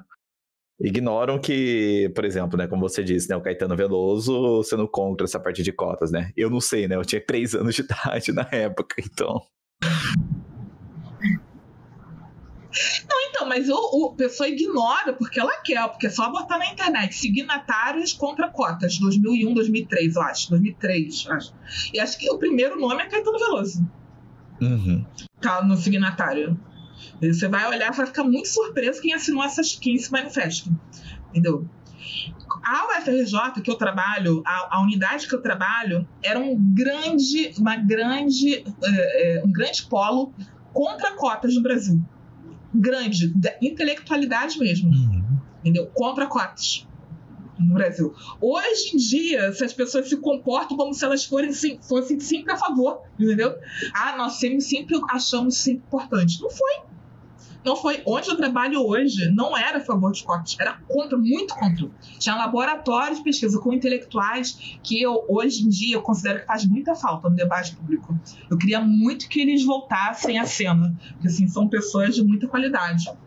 Entendeu? Tem um nível muito, muito alto de intelectualidade, eles fazem falta. Nesse momento que as pessoas estão sendo canceladas e não podem falar o que acham. Entendeu? Mas eles não querem voltar, pelo que eu soube, porque eles foram muito atacados, muito cancelados nessa onda de 2010 para cá. Entendeu? Então, se eles não querem mais falar desse assunto, olha que louco, né? Assim, o cenário está tão doido que grandes intelectuais, eméritos, pessoas que pesquisam desde a década de 60, entendeu? Eles não querem mais falar no assunto publicamente. Cara, olha que cenário louco é esse. Na minha visão, é só o conhecimento que perde com isso, sabe? Que nessa época do a favor e contra cotas, tinha produções muito boas dos dois grupos. Eu tenho na minha casa os livros da Ivone Magui, do Peter Fry, que eram grandes ícones contra cotas da intelectualidade, né? E eu tenho, assim, eles são excelentes pesquisadores. Ninguém com 2 neurônios pode falar que eles não são. Você pode não concordar com eles, mas você desconsiderar o trabalho deles, não tem como, entendeu? Se desconsiderar o trabalho deles. E a experiência que eles têm com antropologia, isso é enorme, sabe? Mas eles saíram do debate público por conta do ataque, entendeu? E o jovem, especialmente o jovem, né? Eles acham que, sim, que a esquerda sempre foi a favor de cota. Eu acho fofo. Entendeu? Tipo assim, mas foi quando eu critico, mas foi a esquerda que fez as cotas. Você acha mesmo que foi isso? Tu acha? Vem cá, senta aqui que eu vou te contar uma história. Senta aqui que eu vou te contar uma história que a tia Paty vai te contar. Aí, eu mesmo falei, é mesmo. É mesmo. Quando estava defendendo cotas lá na UERJ, quem estava defendendo publicamente eram professores de pré-vestibular comunitários e ativistas, jovenzinhos, tipo a gente, né, que sabia porra nenhuma da vida, mas achava que sabia. O ministro Joaquim Barbosa, e se localizava algumas pessoas com destaque no debate público. Frei Davi, entendeu? Agora o resto que tinha destaque era tudo contra cotas. Olha, parando pra pensar hoje, foi uma luta muito injusta, bicho. Foi uma luta muito desleal, que tava a gente a favor contra todo o establishment daquela época, entendeu? Tipo assim, toda a intelectualidade institucional da época contra, entendeu? Sim, todo mundo contra. A intelectualidade contra, a mídia contra. O Globo já fez de editorial contra na época. E aí, quando teve aniversário da Cotas recentemente, ele fez um editorial mudando a posição, entendeu? Mas ele, na época, ele fez editorial contra. Então, assim, todo mundo era contra. Agora todo mundo é a favor. Teve uma geração boa que saiu da UERJ. A primeira geração de cotistas da UERJ é uma geração excelente, sabe? São uma geração com grandes nomes hoje, sabe? Não sei se vocês conhecem o Irapuã Santana, que é do Livres. Ele é da turma da primeira geração de cotas. São pessoas com altíssimo nível, que hoje fizeram doutorado, estão com altos cargos e tal. Então, assim, é uma geração muito boa. Aí você quer ficar no hype, entendeu? Então o Beautiful People rapidamente mudou de opinião. Ele falou assim, nossa, que coisa linda esses intelectuais negros novos que estão nascendo através das cotas, vamos ser a favor. Entendeu? Mas é muito fácil você ser a favor quando deu certo. E quando tava chato, eu não queria. E, por exemplo, né, tu tinha mencionado sobre, né, justamente essa parte que a esquerda acabou pegando mais pra, né, falando que sempre defendeu essa parte de cotas e por aí vai. A gente até chegou a fazer um episódio sobre aquele filme que foi baseado em fatos reais, que é o Condado de Jones, né, que fala sobre a guerra da secessão lá dos Estados Unidos, mostrando lá um cara que ele se separou ali dos confederados porque ele não concordava com essa guerra e ele acabou se juntando com pessoas ali, com fugitivos escravos, e começou a fazer uma guerra de milícia, né? E ele conseguiu fazer o Condado de Jones, e um momento muito emblemático que eu vejo dessa parte é justamente mostrando os democratas como racistas e os republicanos como pessoas ali, né, que são pró a liberdade individual, né, a liberdade ali do negro, né. E Mas é mesmo, na história americana, assim, os republicanos, eles foram muito mais úteis e necessários para a libertação negra do que os democratas. Inclusive, vários ícones da história americana, ícones negros, eles são sequestrados pelo feminismo e pelo progressismo como ícones dele, mas eles não eram. Por exemplo, a Sojourner Truth, ela nunca foi feminista, ela era cristã conservadora e republicana. Entendeu? Isso ela é demais. Assim, ela é top de linha. Mas ela nunca foi nada disso que estão falando hoje dela. Ela não era feminista, ela não era democrata, ela não era de esquerda, ela era conservadora e cristã. Entendeu? Conservadora e cristã. Então, os nomes desses grandes ícones eram o Martin Luther King. Era republicano, era conservador. Entendeu? Não dá para sequestrar o Martin Luther King, porque ele é mais recente, né, do que a Truth. A Truth dá para sequestrar, entendeu? Mas o pessoal não considera que há grandes ícones em prol de bandeiras que eles defendem em campos políticos diferentes. Eles acham que essa esquerda, né, atual, por exemplo, acha que para você ser a favor do combate ao racismo, você tem que ser necessariamente de esquerda. Cara, isso é um grande absurdo. Para você combater a violência doméstica contra a mulher, você tem que ser feminista. Cara, olha, isso é um surto. Isso é um enorme surto. E, na verdade, chega a ser até ofensivo com pessoas que tiveram antes da gente e que não eram nada dessas coisas. E tiveram uma atuação muito importante no combate a esses dois males. Se não dá para falar que a Sojourner Truth não teve uma contribuição à libertação negra, porque ela não era progressista. Isso é uma loucura. Da mesma forma que também não dá para falar que a Harriet Tubman, que ela também teve um papel importante na história americana, porque ela não era progressista, ela era uma conservadora.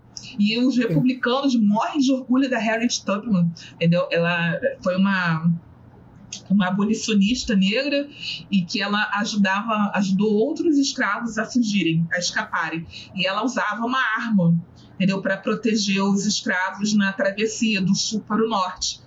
E também para estimular aos escravos não desistirem da travessia, ou seja, coach raiz, entendeu? Então, assim, se você desistir, eu vou te matar. Entendeu? Então, assim, para não desgarrar do grupo. Coach raiz. Era bem, né, bem coach raiz. Você tem que conseguir, porque senão eu vou te matar. Eles morrem de orgulho, porque ela é armamentista, cristã, abolicionista. Assim, cara, ela é republicana. Você olha assim, cara, ela é republicana. Tem até um filme sobre ela, né, em 2019. Assim, poucos ícones são tão respeitados quanto ela, sabe? Tipo, caraca, ela é mega republicana, entendeu? De todos os valores republicanos de uma pessoa só. Armas, Deus e conservadorismo, entendeu? Numa mão só.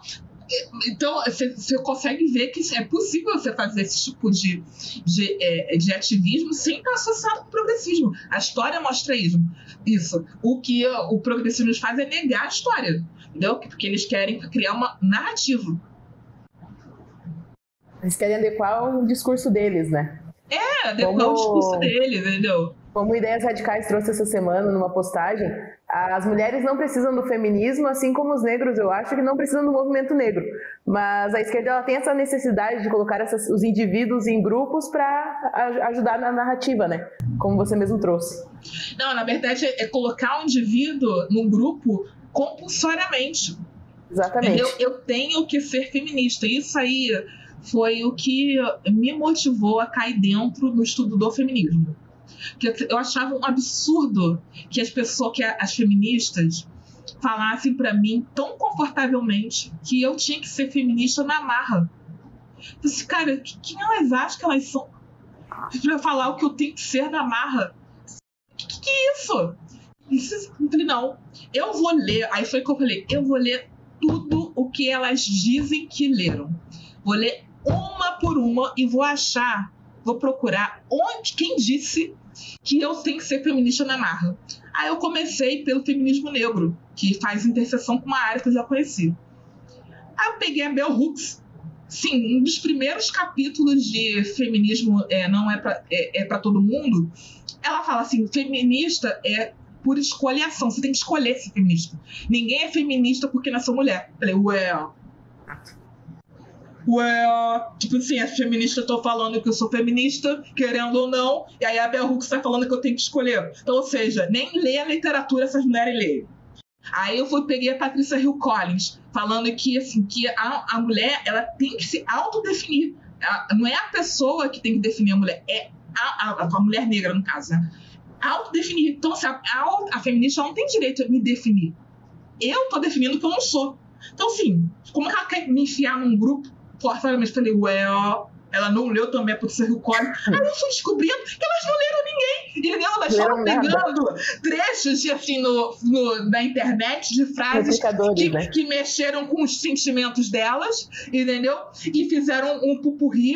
Aí faz um discurso, decoraram as frases, faz aquela cara de nojo, entendeu? Voz constipada para parecer intelectualidade e manda. Entendeu? Se você não tiver leitura, tu cai no golpe, tranquilo. Entendeu? Mas aí você lembra assim, não, olha só, ninguém tá falando que eu tenho que ser feminista. Inclusive, eu li uma entrevista da Djamila Ribeiro pra Cult, teve um editorial sobre ela, na revista Cult. Ela fala exatamente assim, olha, você não precisa ser feminista para ser a favor da mulher. E tá tudo bem, ela fala isso. Ela fala assim, olha, eu tenho ciência que há movimentos de mulheres que não se consideram feministas e não vejo problema nenhum nisso. Ela falando isso. Aí vai aquelas infelizes lá na internet falar coisas, e na verdade isso é uma aposta minha, né? Eu acho que essas infelizes elas estão contribuindo para o feminismo ter menos adeptas. Entendeu? Porque o autoritarismo ele vai chegar num ponto de ser insuportável. Entendeu? Isso vai ser insuportável. Então elas contribuem para elas mesmas se acabarem. Entendeu? Então, quem assim estuda consegue entender que há movimentos de mulheres e há movimentos feministas. São coisas diferentes que podem estar interessadas em coisas parecidas, em atingir metas parecidas, mas não são a mesma coisa. Tanto como eu falei, né, a fala da Djamila, ela tá falando isso, que existem e não são a mesma coisa, e para ela tá tudo bem, que ela não tá disputando isso. Para ela não tem problema nenhum. Mas pro ativismo da internet é compulsório, você é ou não, querendo ou não. E por exemplo, né, Paty, você fala, né, justamente sobre essa parte que a esquerda, né, como se tivesse sequestrado mesmo, né, toda essa parte do movimento. Eu gostaria de entender como que a gente consegue tirar isso, não necessariamente levar para a direita, né, que a gente já até comentado de a direita não abraçar tanta essa ideia, mas sim de disseminar, né, conseguir deixar uma coisa que, não é nem de esquerda nem de direita, mas o movimento é algo que está ali acontecendo, né, não criar uma coisa, não tornar algo tão político-partidário, né? Eu entendo que quem fez ativismo negro na primeira metade do século XX tinha o propósito de ser um ativismo suprapartidário. Não estava atrelado à esquerda e à direita. A Frente Negra Brasileira, por exemplo, que foi a primeira organização negra no Brasil, eles nasceram com um propósito suprapartidário, ainda que eles fossem extremamente conservadores. Hoje você encontra pessoas analisando a Frente Negra Brasileira chamando de fascista. Entendeu? Mas eles eram extremamente conservadores. O que eu não acho que vai ser possível nesse momento, ou tão cedo, fazer um ativismo antirracista suprapartidário. Eu acho, contudo, que é necessário que a direita comece a participar desse debate, não só da pauta antirracista, mas todas as outras pautas sociais. Na minha visão, o conservadorismo no Brasil, ele tem uma peculiaridade de ignorar essa pauta, tipo, como ninguém, entendeu? No mundo. Sabe? Assim, é uma coisa assim, que só acontece aqui. Essa ideia de falar que o racismo é mimimi, que a homofobia é mimimi, que machismo é mimimi, é só do conservador brasileiro. Assim, no conservador inglês, conservador americano, ninguém fala isso. Ninguém. Cara, é um surto. Ninguém fala isso. O Reino Unido teve recentemente o primeiro ministro não branco a liderar o Reino Unido foi do Partido Conservador. Você entende a dimensão dessa vitória? Cara, foi o Partido Conservador que levou a primeira pessoa não branca a liderar o Reino Unido. Então, assim, é uma baita de uma vitória. E uma baita de uma derrota para a esquerda, que ela que prega que é a disseminadora das virtudes e da justiça social. Então, assim, não, cara, foi o Partido Conservador que colocou a primeira pessoa não branca como para liderar o Reino Unido. É uma baita de uma vitória. Mas o conservador brasileiro, ele não consegue enxergar isso. Cara, olha, eu fico enlouquecedor. Teve uma vez que eu comentei, eu fiz uma sequência de posts sobre isso, né, mostrando como o Partido Conservador inglês está abordando a questão da diversidade, está tratando com seriedade, assim como o republicano nos Estados Unidos faz. E aí veio um cidadão e falou assim: você não acha que o Boris Johnson, ele sucumbiu à agenda globalista, por isso que está fazendo isso? Eu falei, cara, sério? Tipo assim, é uma mistura de delírio com enorme autoestima, entendeu? Porque você tá achando que o Boris Johnson sucumbiu e tu é resistência, entendeu? Você não é resistência, você é só um ignorante que acha que não tem que discutir o assunto porque você não quer. E enquanto a direita não discutir esse tema, vai continuar perdendo, vai perder. Eu fico assim, levemente desesperada, sabe, pessoal? Quando eu vejo o pessoal do conservador falando que não precisa, porque estão todos. Ai, são todos iguais, são todos. Cara, me dá um nervoso, porque eu já vejo, assim, os meus futuros filhos usando o uniforme do PSOL, entendeu? Porque não vai ter mais jeito. A pessoa não quer entrar em guerra cultural. Ela quer só combater a esquerda, mas não quer entrar no problema. Ela não quer tratar de problemas sociais. Se não existe, não vai ganhar a guerra cultural nunca. Nunca. Se a direita fizer algum trabalho bom, se fizer um trabalho bom, daqui uns 30 anos a gente pode ver o resultado. Mas como assim? Eu não estou vendo perspectiva nenhuma na atual direita tratar assuntos sociais, nenhuma. As pessoas têm uma resistência enorme a tratar. E eu reforço, pelo que eu analiso dos outros países, é uma característica do conservadorismo daqui. Ainda que o conservadorismo tenha nascido na Inglaterra, eles mimetizam tudo, menos esse aspecto. Entendeu? Não tem a menor chance de combater a esquerda, mas não tem a menor chance. Na sua opinião, Paty, ao que se deve esse descaso, de certa forma, do conservadorismo brasileiro a essas pautas? Bom, uma parte porque, como diz o Nelson Rodrigues, que o racismo é tão brasileiro, mas tão brasileiro e é tão real que as pessoas têm nervoso de falar dele e fingir que ele não existe. Nelson Rodrigues fala isso. Eu acho que é em Anjo Negro, uma peça de teatro. Ele fala assim, é tão brasileiro, e ele era conservador. Eu quis botar essa frase lá no Instagram, porque o pessoal da conservadosfera adora compartilhar as frases do Nelson Rodrigues. Eu falei, olha, ele fala isso também, que vocês negam o problema. Vocês estão negando que existe isso. O que eu acho é que a característica do racismo no Brasil é ser reproduzido fingindo que ele não existe. Entendeu? E a direita contribui muito com isso. Muito com isso, que a direita insiste em falar nessa coisa assim, mas é para todos. Cara, não é. Quando a gente está falando de vidas negras, ou quando eu falei de bebês negros, eu não estou falando para os bebês brancos morrerem. Olha, eu nem acreditei que eu tive que fazer um esclarecimento sobre isso. Eu não acredito que eu estou passando por isso. Porque parecia que eu estava falando que para os bebês brancos morrerem, sabe? Eu nem acredito num negócio desse. Mas eles têm um problema de admitir que tem uma questão atingindo um grupo social. Tem um problema. E aí, se a gente for para pensar, muitas dessas pessoas são racistas mesmo. Elas não querem entender. Elas estão se recusando a entender. Então, assim, não, meu filho, olha só, aí tem um problema assim, é racista mesmo. entendeu? É racista mesmo. Eu acho que o descaso vem muito de um racismo latente que tem dentro das pessoas, sabe? Ela não quer tratar sobre o assunto. Assim como esse racismo latente aparece dentro da esquerda. Só que a esquerda ela conseguiu, nos últimos anos, projetar virtudes que ela não tem. Entendeu? A direita acaba reforçando as virtudes que a esquerda não tem. Entendeu? Porque ela faz tanta essa coisa assim, são todos iguais, são não aqui, isso não existe, é mimimi, e aí as virtudes que a esquerda reclama ficam parecendo verdadeiras. Mas não é. Esse racismo latente também existe dentro da esquerda. A gente também vai encontrar muito marxista racista. Mas muito. Mas muito, muito mesmo. Não, mas como o grupo lá, ele consegue sinalizar mais virtude em relação a pautas minoritárias, eles parecem que não são. A direita não consegue nem fazer isso. Entendeu? Então, assim, eu sinto um leve desespero e fico desesperançosa quando eu vejo o pessoal que diz que está empenhado em quer participar de guerra cultural, né, combater o progressismo, tal, falando esse tipo de coisa. Assim, eu realmente fico desanimada. É o momento que mais me desanima em produzir conteúdo.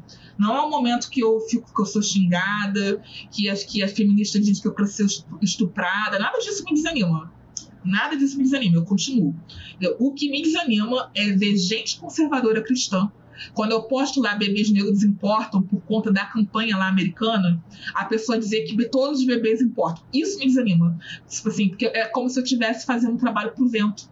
Entendeu? Eu passo semanas mostrando como a política de aborto ela nasceu com um aspecto racista e eugenista. Entendeu? Falando assim, olha, teve uma intenção racista. A intenção era atingir pessoas de cor. Latinas, asiáticas, negras, pobres e tal. É uma intenção clara. E aí eu explico tudo isso. Aí eu mostro o vídeo da campanha. Que bebês negros, e a pessoa fala que todos os bebês importam. Cara, a pessoa não conseguiu entender que a questão do aborto nasceu com a intenção eugenista. Então a pessoa está negando a realidade. Sabe? Isso me desanima em rede social. É o único momento que eu tenho vontade de parar de produzir. Assim, nunca mais pegar minhas coisas e ir embora. Entendeu? E falar só com os meus alunos e acabar, porque é extremamente desgastante você ficar falando para pessoas que dizem que estão do teu campo político, falando, e a pessoa está negando isso, sugerindo que eu seria capaz de dizer que bebês não negros não importam. Entendeu? Olha, um raciocínio absurdo. É um problema de interpretação de texto, talvez, às vezes, né? Então, o problema da internet é que o óbvio precisa ser dito, né? As pessoas elas não entendem as coisas. Entendeu? Tipo assim, quando eu tô falando, olha, meu filho, desde 73, 20 milhões de bebês negros foram abortados. Entendeu? Não é 20 milhões de bebês brancos. Milhões de bebês negros. São 4 vezes o estado de Santa Catarina de bebês negros. 4 estados de Santa Catarina. 4. E aí, como é que eu vou falar que minha vida de bebês negros importam? Como é que eu não vou falar isso? São 4 estados de Santa Catarina, 4 populações de Santa Catarina. E aí o conservador, ele não entende isso. O que ele está falando? Quer falar todo? Não interessa, nunca vai ganhar.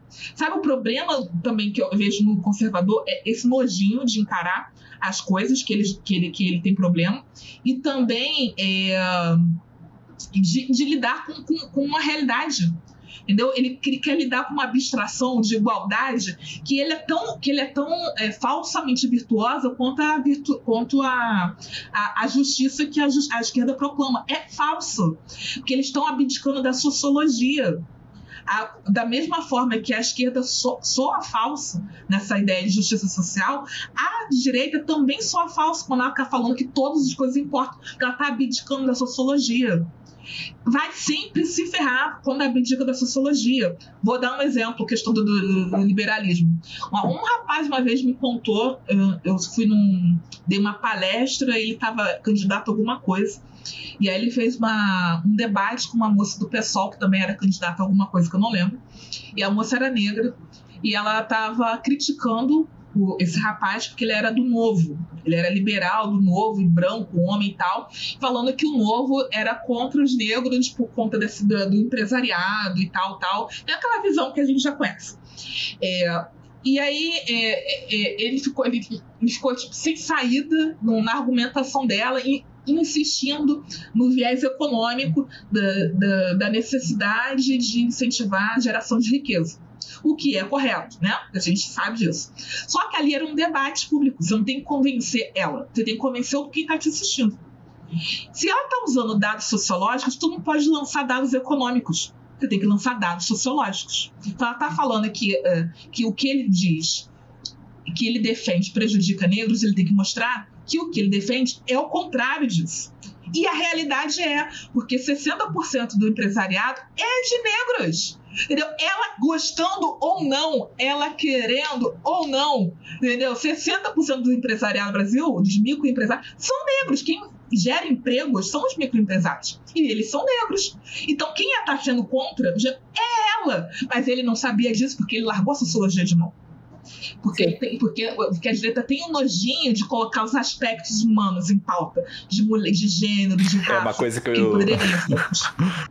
Quem era contra era ela, não era ele. Ela era contra, mas ele foi pelo caminho da economia, ele podia ir pelo caminho da sociologia.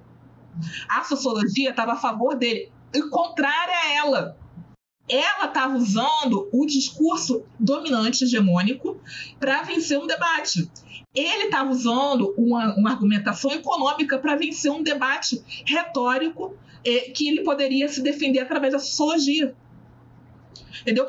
A direita vai sempre perder enquanto não parar de ficar negando, de tratar de gays, de homossexuais, de negros, de minoria, vai sempre perder. Vai perder sempre, porque as pessoas se conectam com identidades, gostando, não gosta você ou não interessa se você gosta ou não, a realidade é essa, as pessoas se conectam com identidades, você tem que tipificar o que representa, quem é esse empresariado no Brasil, quem são os empresários que eles estão chamando que é malvadão, quem é o empresariado malvadão, tipifica, quem é o empresariado malvadão, aí tu vai ver que é uma pessoa que tem um superávit de tantos milhares de reais, que é uma quantia muito pequena, que é negro, que mora na periferia. Você vai tipificando para você te combater esse discurso. Você tem que ir para a sociologia, tu tem que sair da economia e vir para a sociologia. Entendeu? E para vir a sociologia, você tem que entender a variação dos grupos sociais. Essa ideia de todos são iguais, você não vai vencer nunca nada. Nunca nada. Ele poderia ter ganhado esse debate tranquilamente, porque a realidade já estava a favor dele. O que ela estava defendendo não tinha realidade a favor dela. Era uma projeção do que ela gostaria que a realidade fosse. É uma projeção do que ela enxerga a realidade. Ela enxerga o empresariado como um malvadão, capitalista malvadão, opressor de negro e pobre. A realidade é que o empresariado é negro e periférico. A maior parte do empresariado no Brasil é negro e periférico. Não é dono de grandes empresas, não é dono do Gerdau, não é da Samsung. Não é isso o empresariado. O empresariado é um cara que tem uma microempresa. Entendeu? Então, assim, são os dados, a realidade estava a favor do debate dele. Mas ele tem a direita nega essa parte. Entendeu? Ela não quer falar de preto, ela não quer falar de pobre, ela não quer falar de gay, não quer falar de nada. Quer falar só da teoria. Vai perder sempre. Eu já vi pessoas, na verdade, falando que o Weber era marxista, né? Mas enfim. O Weber. Quem? Ele tava alinhando ele com Marx. Mas enfim, absurdos à parte. A questão... eu prefiro não comentar nomes enquanto a gente tá gravando. Da direita. Não, é pessoal da esquerda? Da direita? Da direita, né? Todo mundo que fala de pobreza, de questões sociais é de esquerda, o pessoal da direita, entendeu? O pessoal da direita tem um nicho dentro da direita que vê mais comunista do que a Xuxa via do Andy, entendeu? Tem comunista em tudo quanto é canto, comunista embaixo da cama, comunista atrás da porta, tudo é comunista pra ele. Assim, é tipo o fascista da esquerda, entendeu? É o comunista da direita, entendeu? O pessoal tá louca vendo comunista em tudo quanto é canto. Entendeu? Padre é comunista, todo mundo é comunista, porque está falando de questões sociais. Abriu a boca para falar de pobreza, de negritude, de racismo, de homofobia, pronto, cara, tu é o maior comunista. Entendeu? Se você for pegar o comunista mesmo, ele vai sentir ódio dessa pessoa, porque não tem nada a ver com o comunismo. Tem nada a ver com o comunismo. Então, assim, tem um nicho da direita que é tão chula quanto o nicho da esquerda chuba, entendeu? Que, na verdade, ela é... E o triste é que esse nicho, ele é tão barulhento quanto a esquerda, entendeu? E aí fica sufocando o debate dentro da direita. Tem tudo para crescer. Tem tudo para ser uma boa direita. E eu realmente acredito, sabe, que o suburbano... eu tô trazendo aqui pro Rio, né? Eu sou do Rio. O subúrbio, ele não é de esquerda. Eu não acredito nem um minuto. Para mim, o subúrbio, ele é conservador. E eu só acho que pessoas do subúrbio, em geral, não se identificam como conservadoras por conta da ausência do debate de pautas sociais, que atinge diretamente essas pessoas.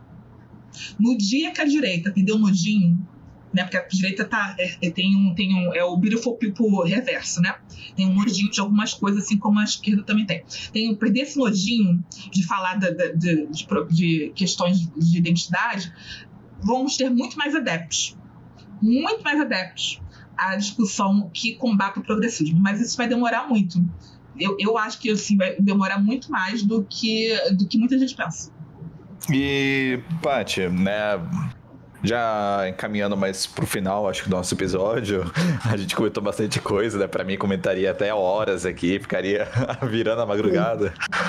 Mas como que você acha que a gente poderia mudar essa questão, né, que você fala da direita? Além do primeiro passo, que seria reconhecer, né? Mas, tipo, e o passo seguinte, talvez, né? Olha, o primeiro passo é reconhecer. E o segundo passo é entender quais princípios o conservador ou o liberal eles defendem. Quais são os princípios comuns que existem. Eu reparo que tem um conservador padrão no Brasil que ele, na verdade, ele não é conservador. Ele só está reagindo à esquerda. Então, ele é um anti-esquerdo. Então, ele não é um conservador, ele não sabe o que ele defende. Ele não consegue reconhecer o que ele tem que defender, o que ele tem que criticar, o que ele tem que apoiar. Ele só consegue defender, ele só consegue analisar quando tem um rótulo em cima. Se não tiver um rótulo em cima, ele não consegue se posicionar. Então, ele só é basicamente anti-esquerda. Então, na verdade, para mim, o segundo passo é você estabelecer o que você está defendendo, quais são os seus princípios. O que é seu princípio? Então, o que você é? Você é cristão? Você é pró-diversidade? Você é contra aborto? Você é a favor de uma economia de mercado? Você é a favor da liberdade individual, da defesa da liberdade individual? Assim, quais são os seus princípios? E aí, você estabelecendo quais são os seus princípios, você vai defendê-los independente de quem esteja defendendo-los. Por quê? Porque eu reparo que nesse conservador que é só um anti-esquerda, ele tende a rejeitar tudo quanto é ideia porque está nascendo na esquerda. Mas nem tudo que está nascendo na esquerda não deve ser apoiado. Por exemplo, se a esquerda está vem a falar de combate à violência doméstica, por exemplo, que atinge mulheres, assim, eu não vejo nenhuma razão para um conservador não apoiar isso. Por que não? Por que a gente não pode apoiar que os homens parem de agredir mulheres? Ou agredir qualquer pessoa? A gente está entendendo que a violência doméstica atinge mais mulheres. Então, a gente vai apoiar as mulheres por conta disso. E também porque a gente entende que há diferença biológica entre um homem e uma mulher. Então, se um homem agredir uma mulher, a mulher vai sofrer muito mais. Se a gente está defendendo que há diferença biológica entre o homem e a mulher, e a gente está posicionando contra o ativismo trans, a gente também tem que entender isso. Que se há diferença entre um homem e uma mulher, a violência doméstica ela é muito mais letal para a mulher. Então, por que o conservador não pode se posicionar como a esquerda na questão da violência doméstica? Por que ele tem que reagir a essa ideia porque nasceu na esquerda? Então, assim, ele tá carente de perceber quais são os princípios dele, assim, o que ele está defendendo, o que ele defende. Entendeu? Que aparentemente parece que o que ele defende é só o que vem, que é da esquerda. Entendeu? Então, para mim, o primeiro passo é estabelecer os princípios. Assim, o que eu defendo? O que eu sou a favor? O que eu quero? Qual é o projeto de sociedade que eu estimo? O que eu gostaria de ver na sociedade? Entendeu? E defender essas ideias, esses princípios, independente de onde eles estejam, independente de por quem eles estejam levantados. Se combater a violência doméstica é um princípio nosso, a gente vai apoiá-lo independente de quem esteja apoiando, independente de quem esteja levantando no Congresso. E, na verdade, se a gente entende isso como princípio, a gente tem que cobrar dos parlamentares do nosso campo para eles fazerem a mesma coisa. Se é um princípio comum, a gente tem que estabelecer os princípios comuns. Entendeu? A esquerda tem os princípios comuns delas. Eles brigam muito entre eles, assim, eles brigam pra caramba, mas assim, na hora que o bicho pega, eles têm os princípios comuns, tanto que todo mundo fechou pra votar no Lula. Mesmo tendo a galera que acha que o PT é de direita dentro da esquerda, entendeu? Tem uma galera da esquerda que acha que o PT é de direita. Acha que a Marina é de centro-direita. Então, assim, mas eles se reúnem porque eles têm princípios comuns. A direita não conseguiu ainda estabelecer quais são os princípios comuns. Qual é o princípio comum que a gente não vai se atacar nesses pontos? Bom, entendeu? Nós somos um grupo heterogêneo, mas a gente vai defender esses mesmos pontos aqui. Independente do que for. Independente de onde eles estejam. Pronto. Eu percebo que muito do conservador raso e do liberal raso de internet é que eles se preocupam mais com quem está falando do que com quem está sendo falado, né? E às vezes a ideia se alinha com o que ele defende, mas vem de uma pessoa de esquerda ou vem de alguém com a qual ele não concorda e ele se torna contra aquilo ali. Então ele nem analisa, é isso que você falou. Por isso a importância de definir quais são os valores, né? Quais são os seus... Paty.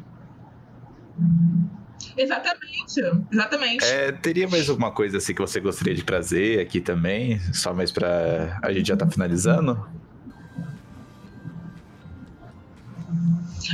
Não, assim, eu gostaria de pedir para todos os seus ouvintes que a gente possa construir uma direita no Brasil que consiga debater temas sociais com seriedade, sem lacração reversa, sem minimizar os problemas sociais e sem abrir mão dos nossos princípios.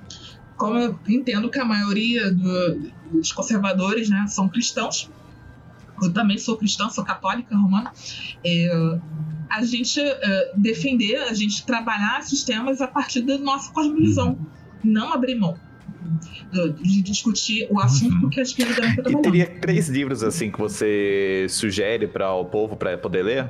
3 livros assim que você fala, ó, são importantésimos assim, que são maravilhosos. Você indica? Olha, eu tenho um livro que eu recomendo sempre para quem quer começar a entender relações raciais, que é O Significado do Protesto Negro, do Florestan Fernandes. É um livro bem curtinho. E o Florestan Fernandes, né, ele era progressista, né, e tal, enfim, mas eu acho que é um livro que dá um panorama bem legal da discussão. Ele está disponível na internet, acho que tem PDFs por aí já. Tem um outro livro que eu acho que é legal, que é o que eu espero ter tradução para a língua portuguesa em breve, que é o Woke Racismo, do John McWhorter, que ele explica as ondas do antirracismo nos Estados Unidos, que, na minha opinião, são aplicáveis também no território brasileiro. Um outro, deixa eu pensar. Tem Os Ungidos, do Thomas Sowell. Eu acho que isso é um bom livro para entender esse momento. Se tiver um plus assim que você sentir vontade de falar, também pode falar também, à vontade. Você lê bastante. Não, só isso. Eu acho que assim, tem pensado nos livros, assim... Eu sei, não, acho que é só assim mesmo. Eu acho que... Certo. Eu fico com esses Paty, muito obrigado por estar aqui conosco. Um sábado de noite, né? Muitas pessoas vão pro bar, mas a gente tá aqui, né, produzindo conteúdo. Sim, acho que não são limpinhos. Fico muito agradecido. Lohane, Muito obrigada pela participação e obrigada a todos que nos acompanharam até aqui, né? Os que vão acompanhar o episódio e tudo mais. Obrigada, Paty, pela disponibilidade, como diz o Rafa, num sábado à noite.